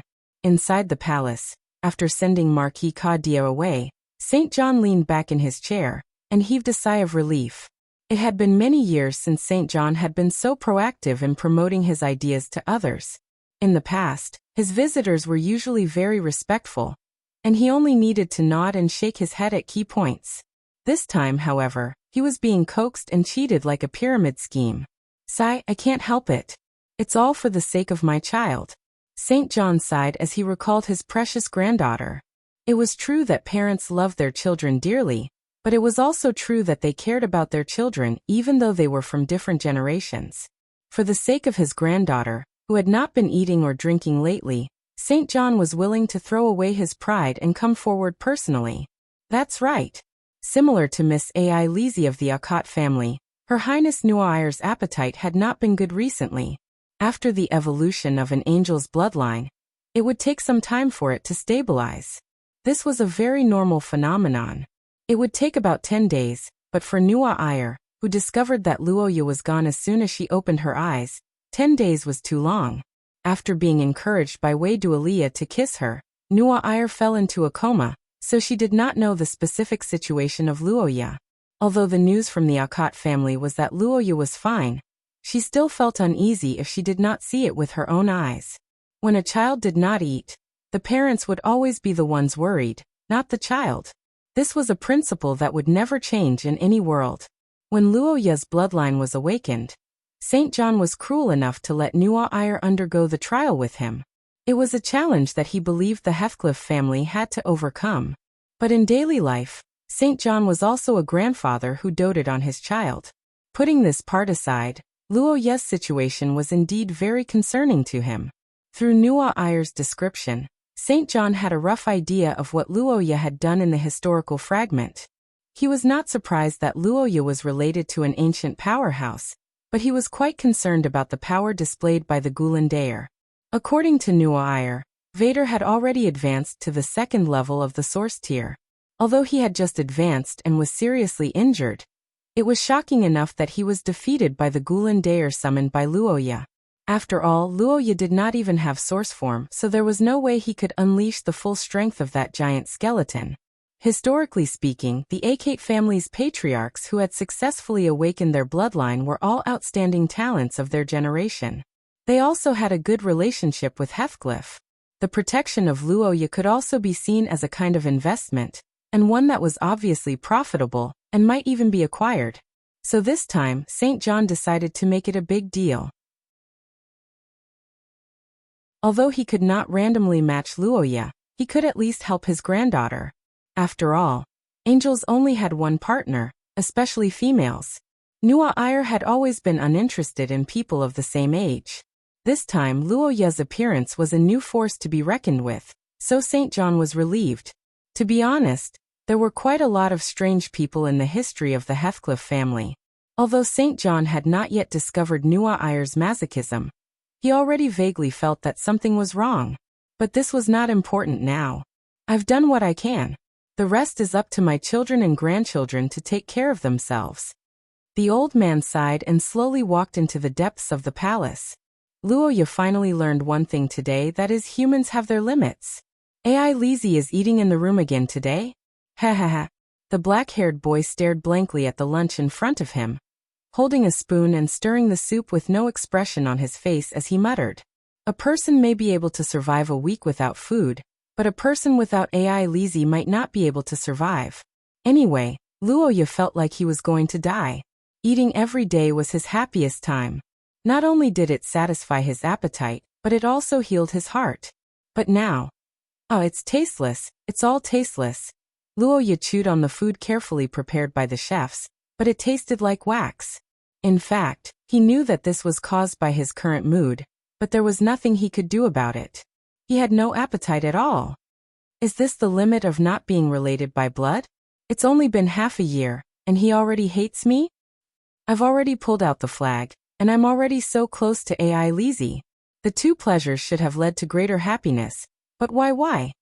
The black-haired boy stirred the soup and shut himself in front of the dining table. The maid behind him couldn't stand it anymore. Although Anna was the president of Luoya x AI Lizi's fan club, she was also Luoya's personal maid before this. She had to take care of Luoya's condition. "Young master, please pull yourself together." Anna walked forward and bowed slightly. She looked at the hunchbacked boy and said, "After a few days, Miss AI Lizi's anger should have subsided. You don't have to be too pessimistic." "Too pessimistic? Am I that pessimistic? What do you think?" Anna's eyes twitched as she looked at Luoya, who looked like he had nothing to live for. The black-haired boy seemed to have noticed it. "Is that so? Am I too pessimistic? But what I said is the truth. AI Lizi doesn't need me to feed her anymore. She doesn't even need me anymore. She even hates me and doesn't even want to see me. Heh, is this the end of the world?" "No, I think you seem to have misunderstood something. Why would Miss AI Lizi hate you? She doesn't hate me? If she doesn't hate me, why doesn't she want to see me? That doesn't make sense."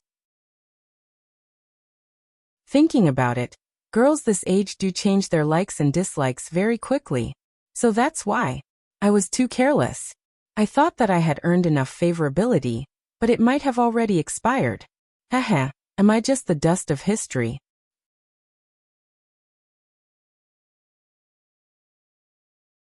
Chapter 100. The heads of the Akot family had always liked to work in the military. Over the decades, there were countless officials who held important positions in the military. It could be said that they were half a military family. Because of this, the family had always had a good atmosphere and had a military style. For example, the servants, if they had good swordsmanship, they would be given extra points. Maids from military families were also given priority. As a marquis, the salary of the Akot family was quite good, and the labor intensity was not high. There were few people in the family, and there was no division between factions like in palace dramas. Therefore, it had always been a popular position in the Akot territory. Under this recruitment rule, it could be said that the servants of the Akot family had some skills. Therefore, when they focused on one thing, they were quite efficient and meticulous like the military. After receiving Luoya's approval, the maid did not rush into action. Instead, she gathered a few key members of the Luoya x AI Lizi support group and began a detailed analysis. In the candlelight room, the heads of the couple were divided into two groups. The leader, Anna, was in the middle. She glanced at everyone and raised her eyebrows slightly. "Where's Butler Falk?" "Master will be leaving tomorrow morning. Falk is making preparations and will probably arrive in a while." "I see. Forget it. Let's not wait anymore. Let's begin." Anna nodded after listening to the explanation and decided to start the meeting first. The servants on both sides were energized. After a few opening remarks and explanations, they began to report one by one. Miss looked at the door 11 times today. Every time there was a knock on the door or footsteps in the corridor, her reaction was very big. She used a knife and fork when eating, but her mood was obviously low. Her appetite dropped from 1/3 of yesterday to 1/4 of today. No, master is a foodie. 1/3 is already very bad, right? Miss AI Lizi's sleep quality is also not good these few days. On average, she only gets 4 hours of sleep a day. Anna listened to the statements of the support group members and thought silently. The current situation was undoubtedly on AI Lizi's side. The silver-haired girl was in a difficult situation, but Luoya did not fully understand the reason. Is the matter of Miss learning curses for Master still a secret? Yes, Lady AI Lizi is determined not to let young Master know about this. She seems to think that it would hurt young Master's pride, and she is afraid that she would lose young Master's protection and love. I don't think these 2 points are necessarily related. Anna, who was familiar with Luoya, shook her head helplessly. She didn't think that Luoya would stop pampering her just because AI Lizi had become stronger. In fact, he might even be happy. Humans might not be able to beat cats, but would that stop them from sniffing cats? Although it wasn't exactly the same, Anna felt that it was the same. But this way, let's not talk about taking the initiative. Objectively speaking, It would become a situation where Miss AI Lizzie studied hard for young master, and young master took advantage of this time to have an affair. Sob sob, Mrs. So pitiful. Calm down, we're still in a meeting. After emphasizing discipline, Anna made a stage summary. After a few days of torment, the conflict between young master and Miss should have basically been resolved. The two of them still have the intention to reconcile. But after being repeatedly rejected a few days ago, young master has become a little autistic. He doesn't dare to look for Miss anymore. Miss is now riding a tiger and can't get off. After the conflict, she doesn't know how to end it. This is the problem that we should solve now. But how should we solve it? It's very simple. Facing the doubts of her subordinates, the fan club president Anna's eyes flashed. Let us break the door between young master and young Mississippi. Miss, don't you want to eat more? This is today's fresh Harley fish. Sorry, I really can't eat anymore. In the large bedroom on the west side of the labyrinth, a silver-haired girl gently put down her fork. Looking at the fish steak in front of her, strictly speaking, it was delicious and delicious, she shook her head. Recently, my appetite hasn't been very good.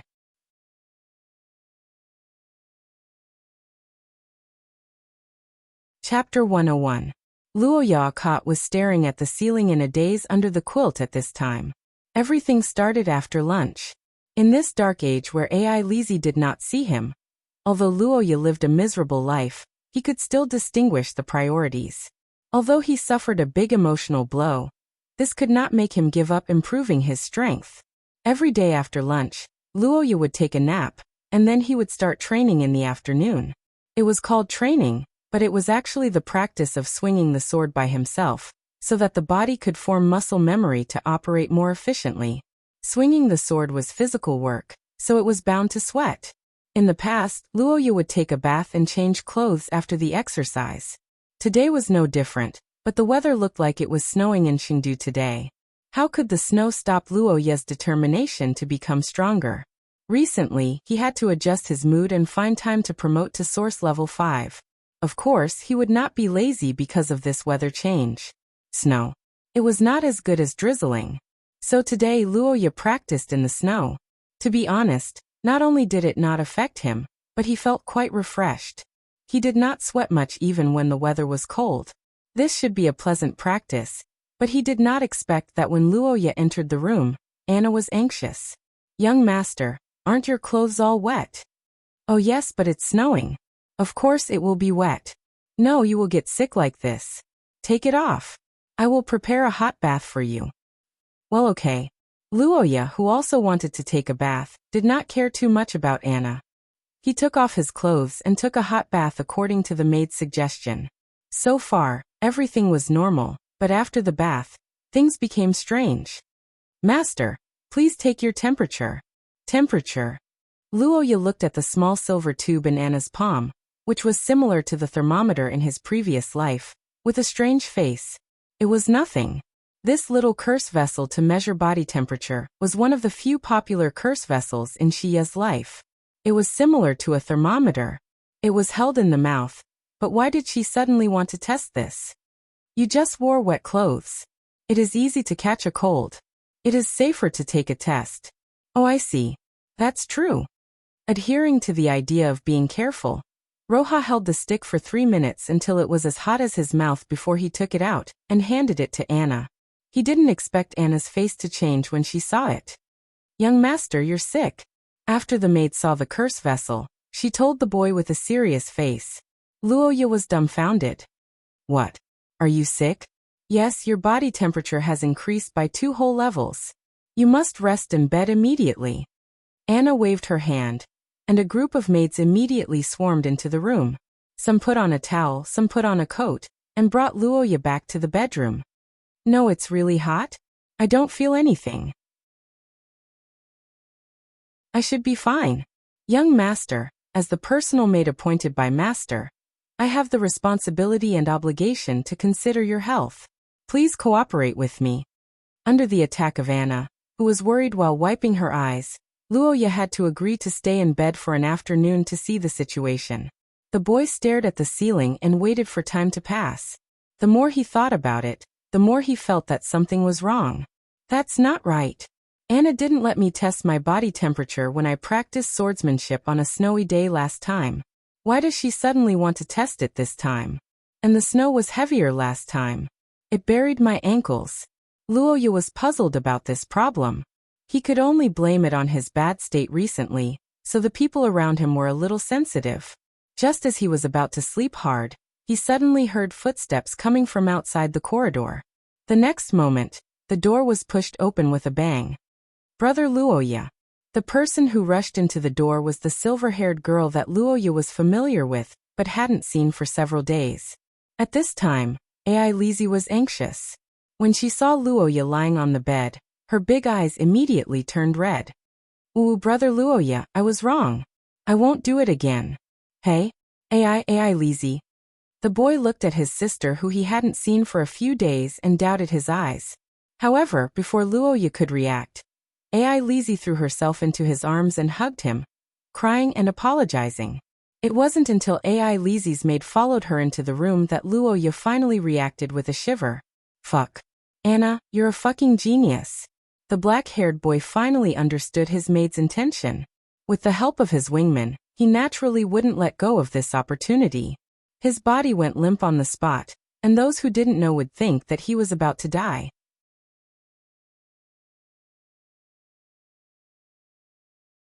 Chapter 102. I'm sorry, what did you say?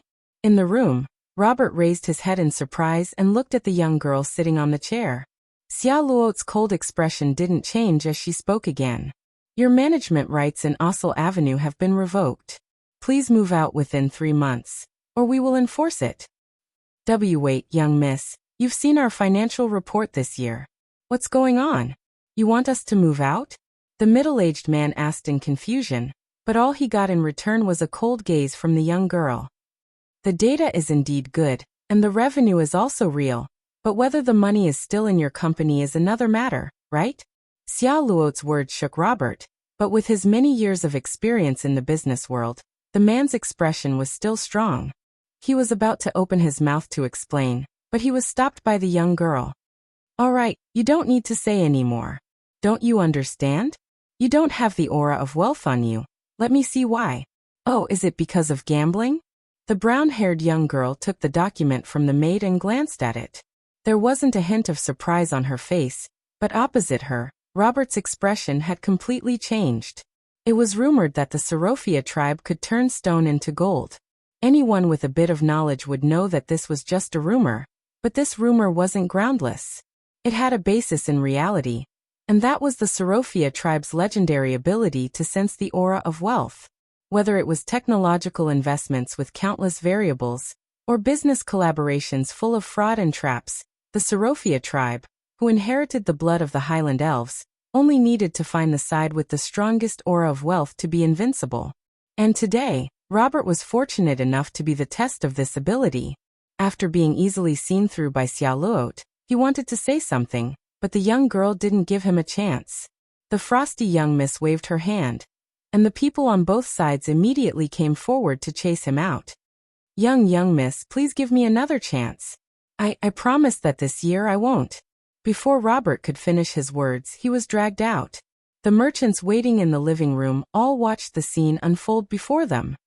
That's the Luo Sha Merchant Guild. Last year's newcomer, he thought he could fool young Mississippi. What a fool. Yeah, in the eyes of Lady Xia Luo, any little tricks are futile. That's a miracle that only appears once in 100 years. The experienced merchants converse with each other while the newly nominated merchants eavesdropped on their exclamations. The brown-haired young lady also let out a sigh behind the tightly shut door. It's not a problem of next year. You don't have the smell of wealth on you anymore. Poverty is inevitable. The young lady seemed to be talking to herself as she answered Robert's question. The female servant behind her stepped forward and respectfully said, "Sir, I'm sorry. This is the fate of all gamblers who are addicted to gambling. Young miss, you don't have to take it to heart. How about taking a break for a while?" That's fine. Xia Luo replied tiredly after a round of examination. The servants who received the order immediately got to work. The solemn office furniture was removed. The color of the roof began to fade and gradually turned into a transparent skylight. The relaxing potted plants were placed one by one according to the designer's instructions. There was a single table for afternoon tea, top-grade qigong tea brewed by a professional, and desserts made by a famous dessert chef. In just a few minutes, the room transformed from a solemn study into a sunny and lush courtyard. Xia Luo's long brown hair glistened under the sunlight. The sunlight that filtered through the roof's special material greatly reduced the damage to her skin, so she didn't need to use an umbrella. Phew. By the way, Galacy, how's the development of the Land of Chaos? After drinking the tea, the young girl thought of something and looked at the black-haired maid beside her. Galacy stepped forward. Young miss, the progress there is still very slow. The environment is too unstable, and we don't have enough manpower. I see. Xia Luo replied helplessly. She didn't blame her subordinates, but rather said that this result was within her expectations.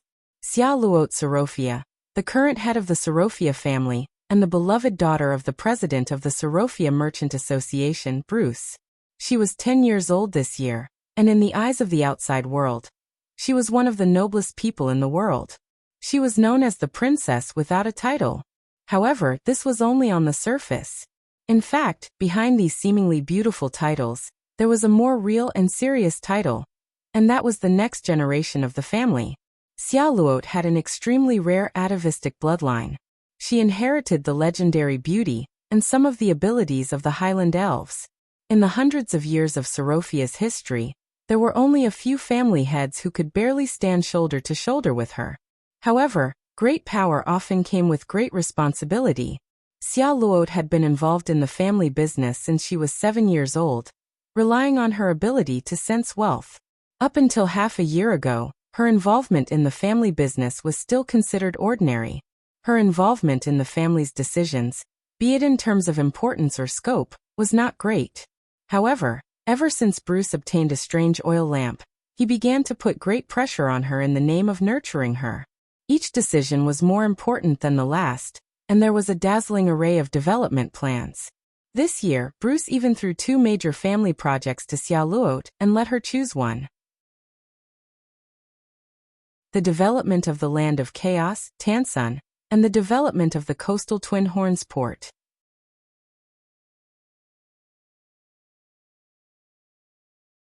Chapter 103. Come Ai Lizia, Awu. At the dining table in the Labyrinth Pavilion, Luoya once again fed Ai Lizi with his spoon after a long time. The girl swallowed the soup obediently, and even licked her lips with her delicate pink tongue. Favorability plus 100. Ah, this must be heaven. The black-haired boy looked at Ai Lizi with a face full of healing, unable to hide the smile on his face. After an entire afternoon of talking in bed, Luoya and Ai Lizi had completely reconciled. After the argument, the two's feelings for each other had even improved. This was reflected in their actions, which made them even more clingy. They didn't want to separate at all. Luoya wanted to make up for all the Ai Lizi he hadn't been able to absorb this week. Ai Lizi also needed to release the feelings she had been suppressing for the past week. If it wasn't for the fact that Luoya felt that it was a bad influence, Ai Lizi would have slept in the same bed as him tonight. However, there was one thing that Luoya was slightly disappointed. Ai Lizi was now 8 years old. After overcoming her psychological barrier, she felt that she needed to be more independent, so she requested that Luoya only feed her once every 3 days. Luoya naturally supported Ai Lizi's growth, but in private, he was both gratified and a little lonely. Being able to feed her once every 3 days really made him feel a little uncomfortable, so he cherished today's interaction even more.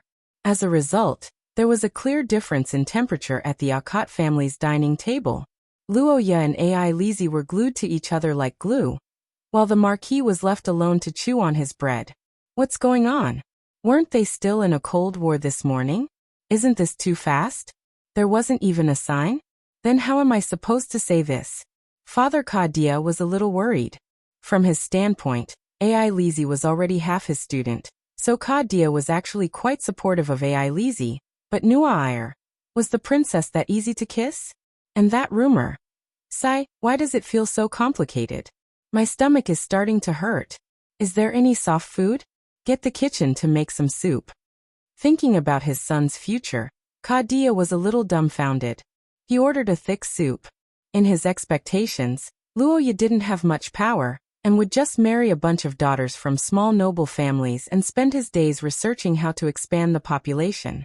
But now, Luoya had awakened his family's bloodline. Kadia was naturally happy about this, but it seemed that there was a lot of trouble that came with it. Not to mention others, Nua Ire and Ai Lizzie weren't easy to deal with. Not to mention the princess. Ai Lizzie was now a little monster in Kadia's eyes. As for the reason, Ai Lizzie was almost at source rank 5.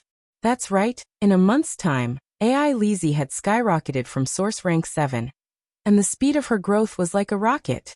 Now she was already at the peak of source rank 6. In her words, every time she thought of big brother Luoya, power would constantly surge out.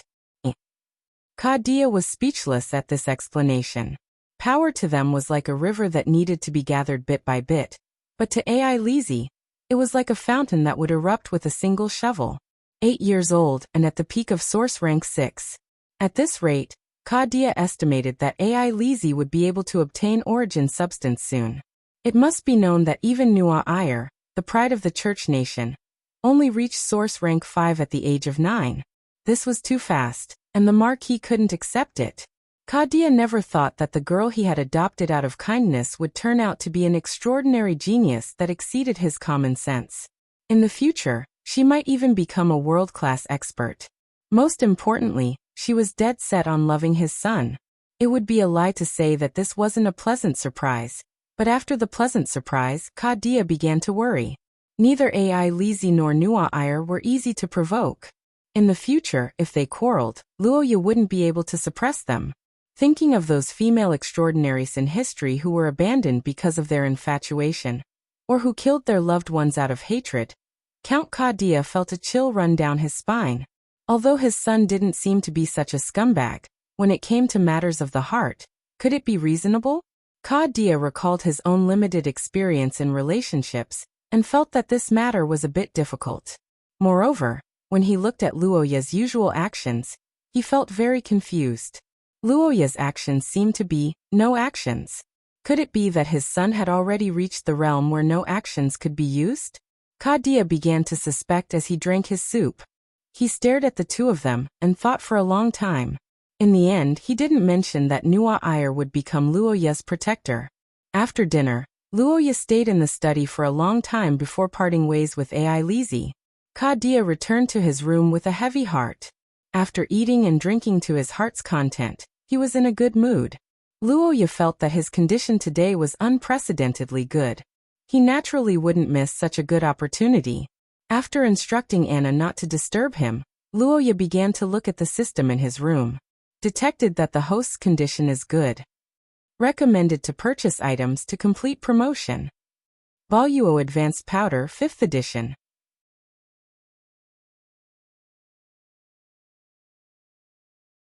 Chapter 104.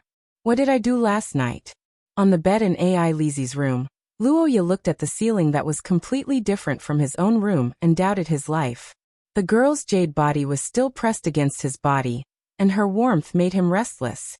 Her soft breathing echoed in his ears. The scene that happened the day after the couple consummated their marriage really scared Luoya. Wait a minute, didn't I drink Burrow's divine water last night and then sleep? How did I end up in Ai Lizzie's room? Something's not right. Was it a dream? Thinking of this, Luoya pinched himself. And it hurts. He leaned closer to the girl and took a deep breath. And it smells good. There's nothing wrong with it, it's not a dream, but why? The black-haired boy's eyes widened as he doubted his life. He was still very nervous about the fact that the two of them slept together, especially when he didn't know what they did last night. After that, Bo bowed and left the scene, revealing everything that he had seen without leaving out a single detail. Originally, before this matter was exposed, as the exclusive maid, she had to help Luoya cover up, but now that everything was exposed, she had to protect her Mississippi. But to be honest, Anna wasn't lying.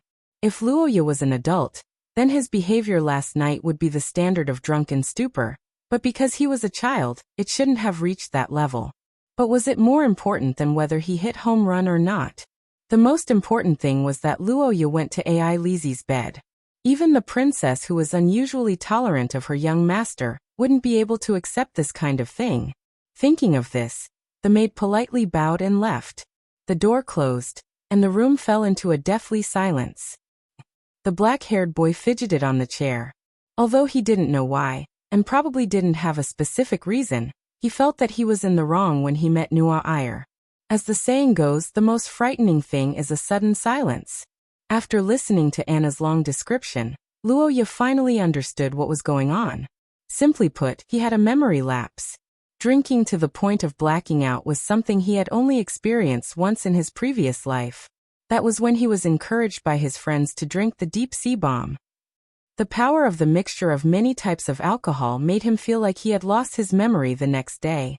Luoya did not expect that even though he was prepared, he would still be tricked by Burrow Pharmaceuticals. Moreover, this time it was much worse than the first time. He was almost in tears. Who would be able to prevent him from going crazy after drinking? Feeling bitter in his heart, Luoya couldn't stand the silent atmosphere and looked at the blonde girl. At this time, the Nua Iyer was looking straight ahead and gasping for breath. She was probably trying to calm herself down. Obviously, she was angry at Luoya's dazzling performance. I didn't do anything. I really didn't do anything, Nua Iyer. You have to believe me, Luoya said weakly. Now that Miss Angel was in such a state, he didn't even dare to speak loudly for fear of accidentally provoking her. Nua Iyer heard Luoya's words and blinked. She was silent for a while. After a long time, she looked at Luoya. Tell me your explanation if you dare to lie to me. Impossible. I, Luoya, am telling the truth. Facing the girl who narrowed her eyes, Luoya opened his mouth and made a promise. Then he told the truth. Actually, I recently got a potion that can help me reach Origin level 5. Yesterday, I was in good condition. I wanted to use the potion to break through, but I didn't expect the potion to have side effects. After I drank it, I didn't know anything. I only woke up this morning. It's fake wine, there's fake wine in it. Fake wine is harmful. Luoya slapped his thigh with a look of regret. Nua Iyer heard his words and saw his sincere expression. The anger in her heart finally subsided a little. The current human world wasn't the same as before.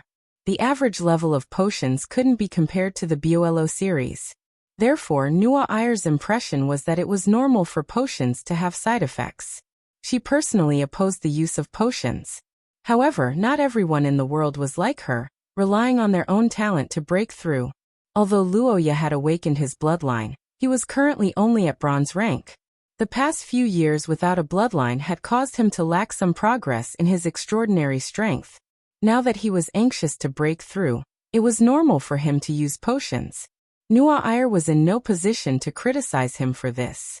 However, carelessly using potions and causing an accident was another matter, especially when the accident was still green. Luoya, I understand that you want to become stronger, but using potions without investigating the side effects is very dangerous. You are too reckless. I have to ask Uncle Kadia about this matter. How can you be so reckless? Wait. I don't think this matter needs to be reported to Father. I was just acting crazy because I was drunk. Let's not tell the parents.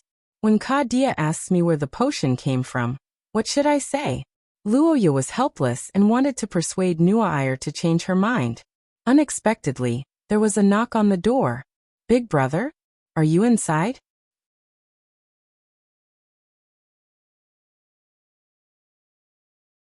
Chapter 105.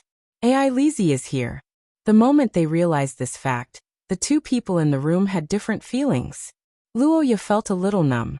Ai Lizi's intrusion while he was trying to prove his innocence to Nua Iyer was definitely not a good thing.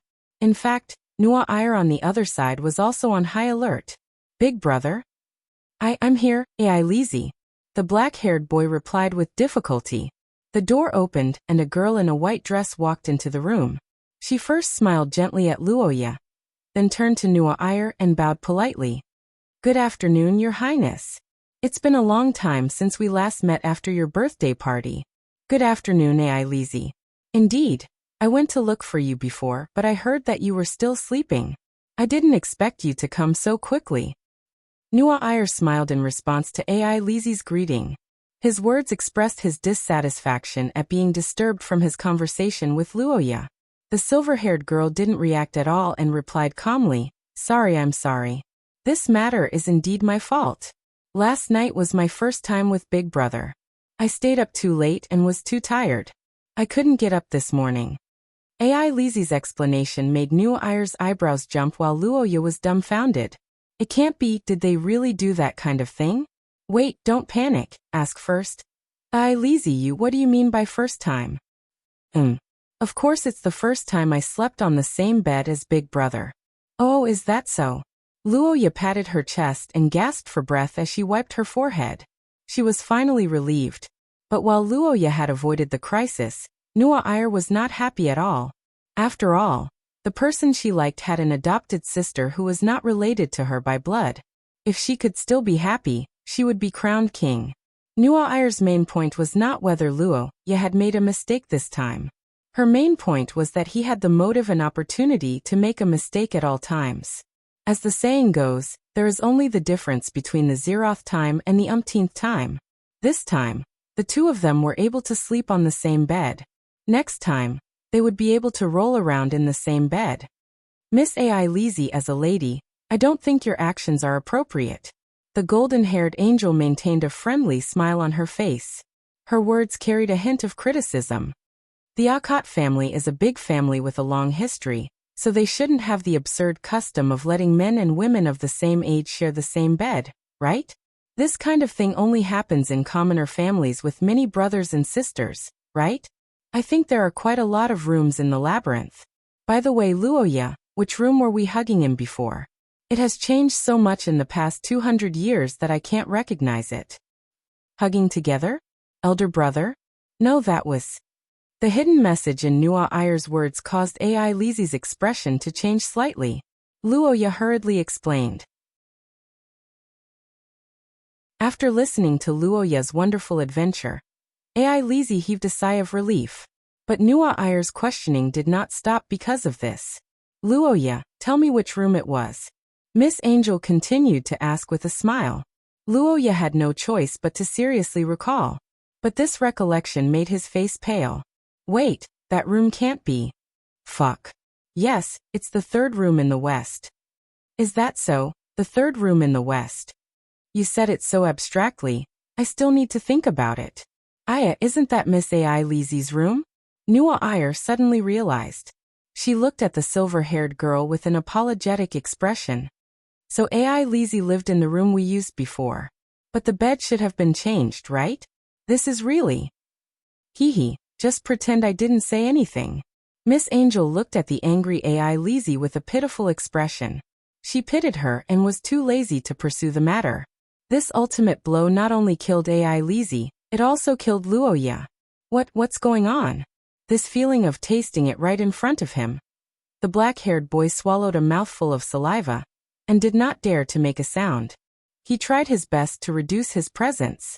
On the other side, the silver-haired girl also calmed her breathing and smiled again. Is that so? Your Highness seems to have used that place before. It's your memory, right? Since that's the case, I'll give in. Elder brother and I will be in another room next time. Oh right, I'll go find elder brother.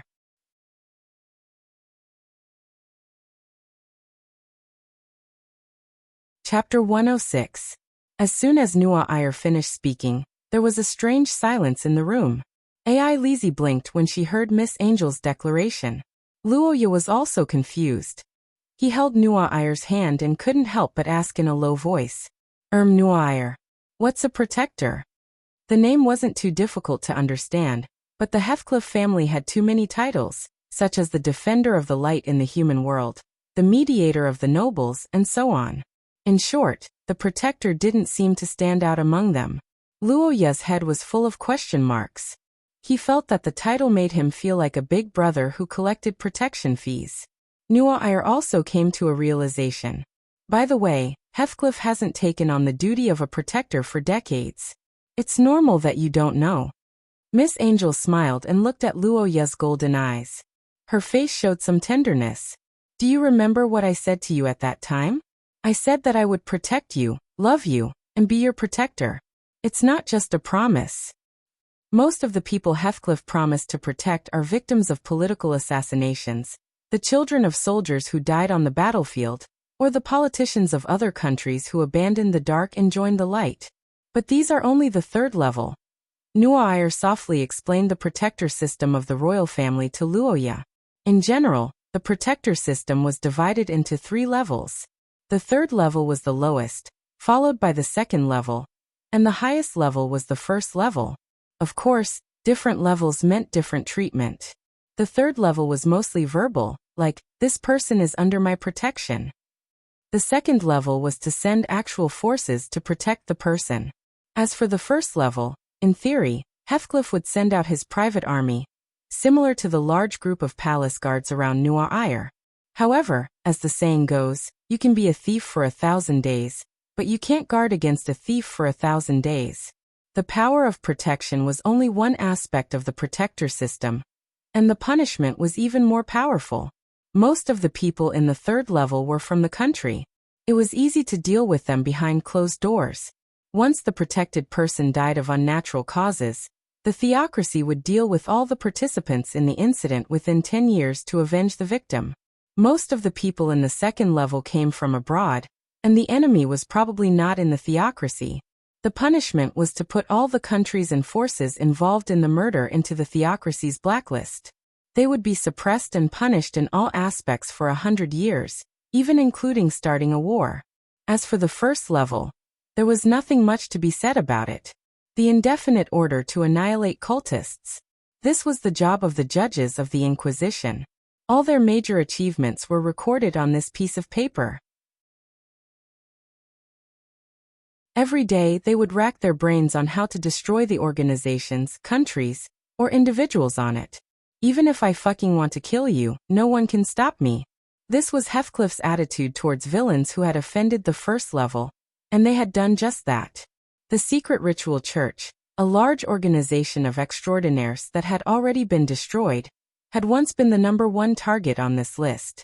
After years of large-scale pursuit without regard for the cost, even such a large organization could not withstand it. From this, one could see how terrifying the order of annihilation was. It was terrifying because there was no end to it. Our protection relationship is based on an ancient contract. Originally, it should have been the second level, but since I myself made a similar promise, I made an exception and upgraded it to the first level. The first level? That means. That's right. From this point of view, you are now a member of the royal family. You are my closest family member, and I am your protector. Every action that harms you is the most direct provocation to me. Nuair's words stunned Luoya. He never thought that his relationship with the princess would develop to such an extent that Nuair was willing to protect him with the country's machinery. To be honest, this protector system gave Luoya a great sense of security. As the villain of the original work, Luoya's goal had always been to capture the flag and increase his chances of survival. But now, it seemed that Nuair had achieved more than half of his goal.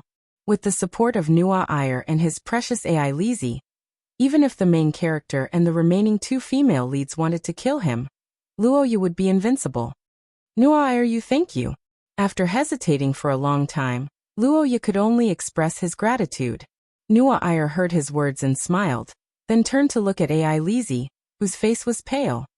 Miss AI Lizzie, you should understand now. As Luoya's protector, I have to be concerned about his situation, so the Akot family's matters cannot be used as an excuse to stop me. So that's how it is this how you do it? Your Highness. The silver-haired girl clenched her fist and tried to control her emotions. She never thought that other than herself, there would be someone else who could see through the uneasiness that Luoya had been hiding so well. The girl raised her red eyes with a hint of weakness, but more than that, there was determination. Your Highness, I don't have your power and status, so I can't do what you said. But don't think that you can monopolize brother. You may be able to protect brother, but that doesn't mean that I can't do anything. Your Highness is so busy with official business. Although you are a protector, how many days do you have to accompany brother?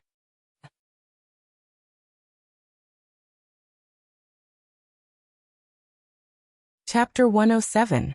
In the familiar study room, Luoya looked at a bookshelf full of diaries and skillfully pulled one out. These were hundreds of years old antiques, and it was also the price of Ponte's ability. During the new year, Luoya thought about burning them, but now he just felt a little nostalgic. In the journey of the historical fragment, although it wasn't long, Ponte left a deep impression on Luoya. Now that Luoya returned to reality, he sighed and no longer had the interest to destroy the corpse. What exactly are you going to tell me about the ancestors? Luoya flipped through the pages of psychological crimes records while absent-mindedly asking Nuo.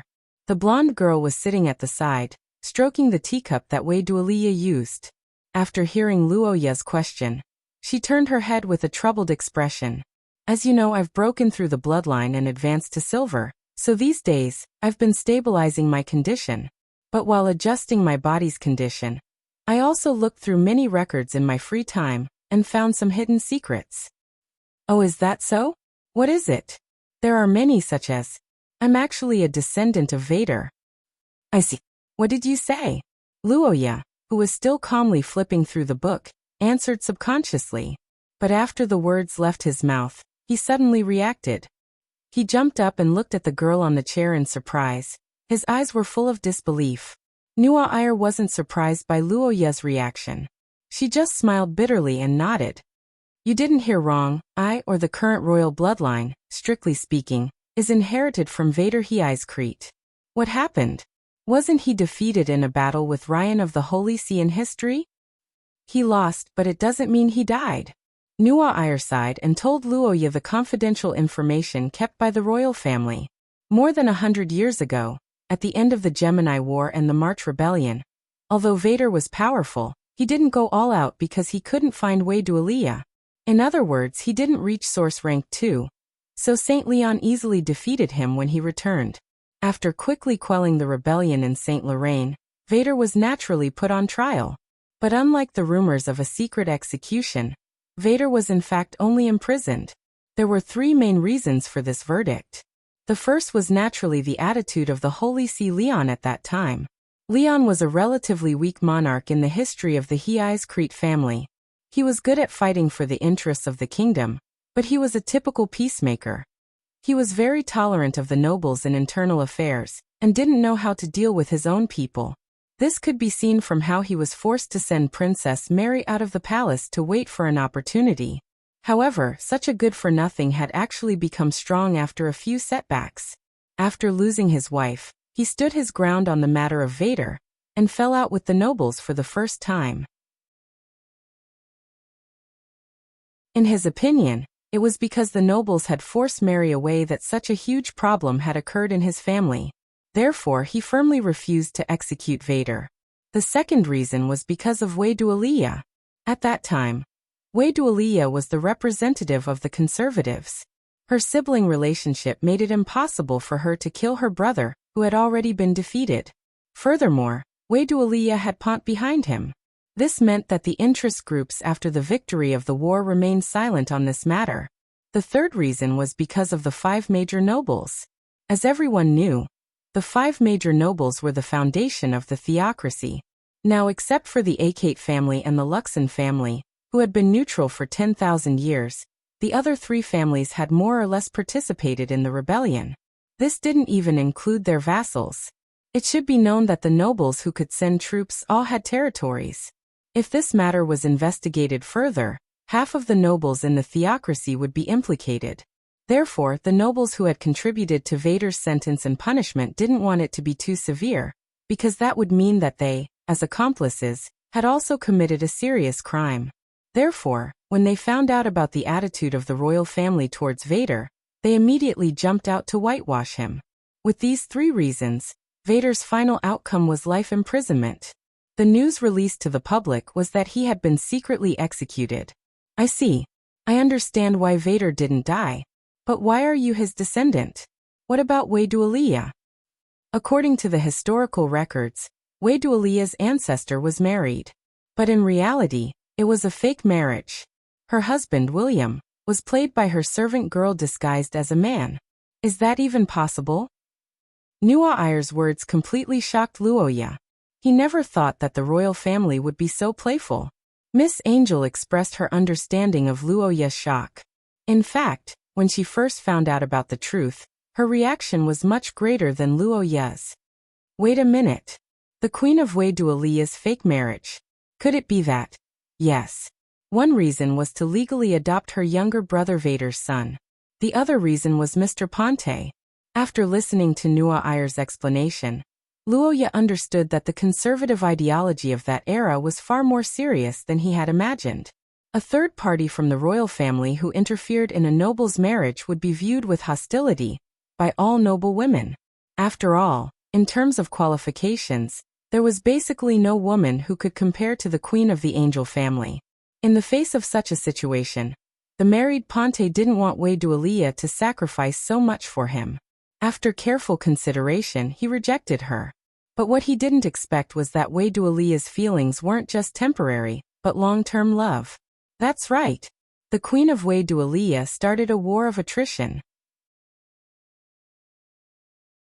After she adopted Vader's son to shut the mouths of the ministers who were complaining about the lack of a successor, Wei Dualia began to wait for Ponte.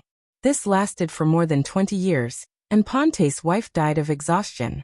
Ponte's nominal wife wasn't an extraordinary. Strictly speaking, she was a victim of a traditional marriage. After giving birth, she separated from him and passed away due to illness in her 40s. At that time, Ponte was already in his 50s, and Wei Dualia was nearing his 40s. Although they looked very old, it was still considered the golden age for marriage for extraordinary. So they were together in the end? Wait a minute, but Wei Dualia only ruled for more than 40 years. In the end, she also passed away due to illness. That means they were together for 10 years? You're tuning in to the Li Mei's Wuxia Whispers YouTube channel. We're so grateful for your support, and don't forget to subscribe to join us on this incredible journey through captivating stories. Your generosity through donations truly makes a world of difference, as it's the primary source of revenue that allows me to expand and enhance this channel for you. Thank you from the bottom of my heart for being a part of this adventure.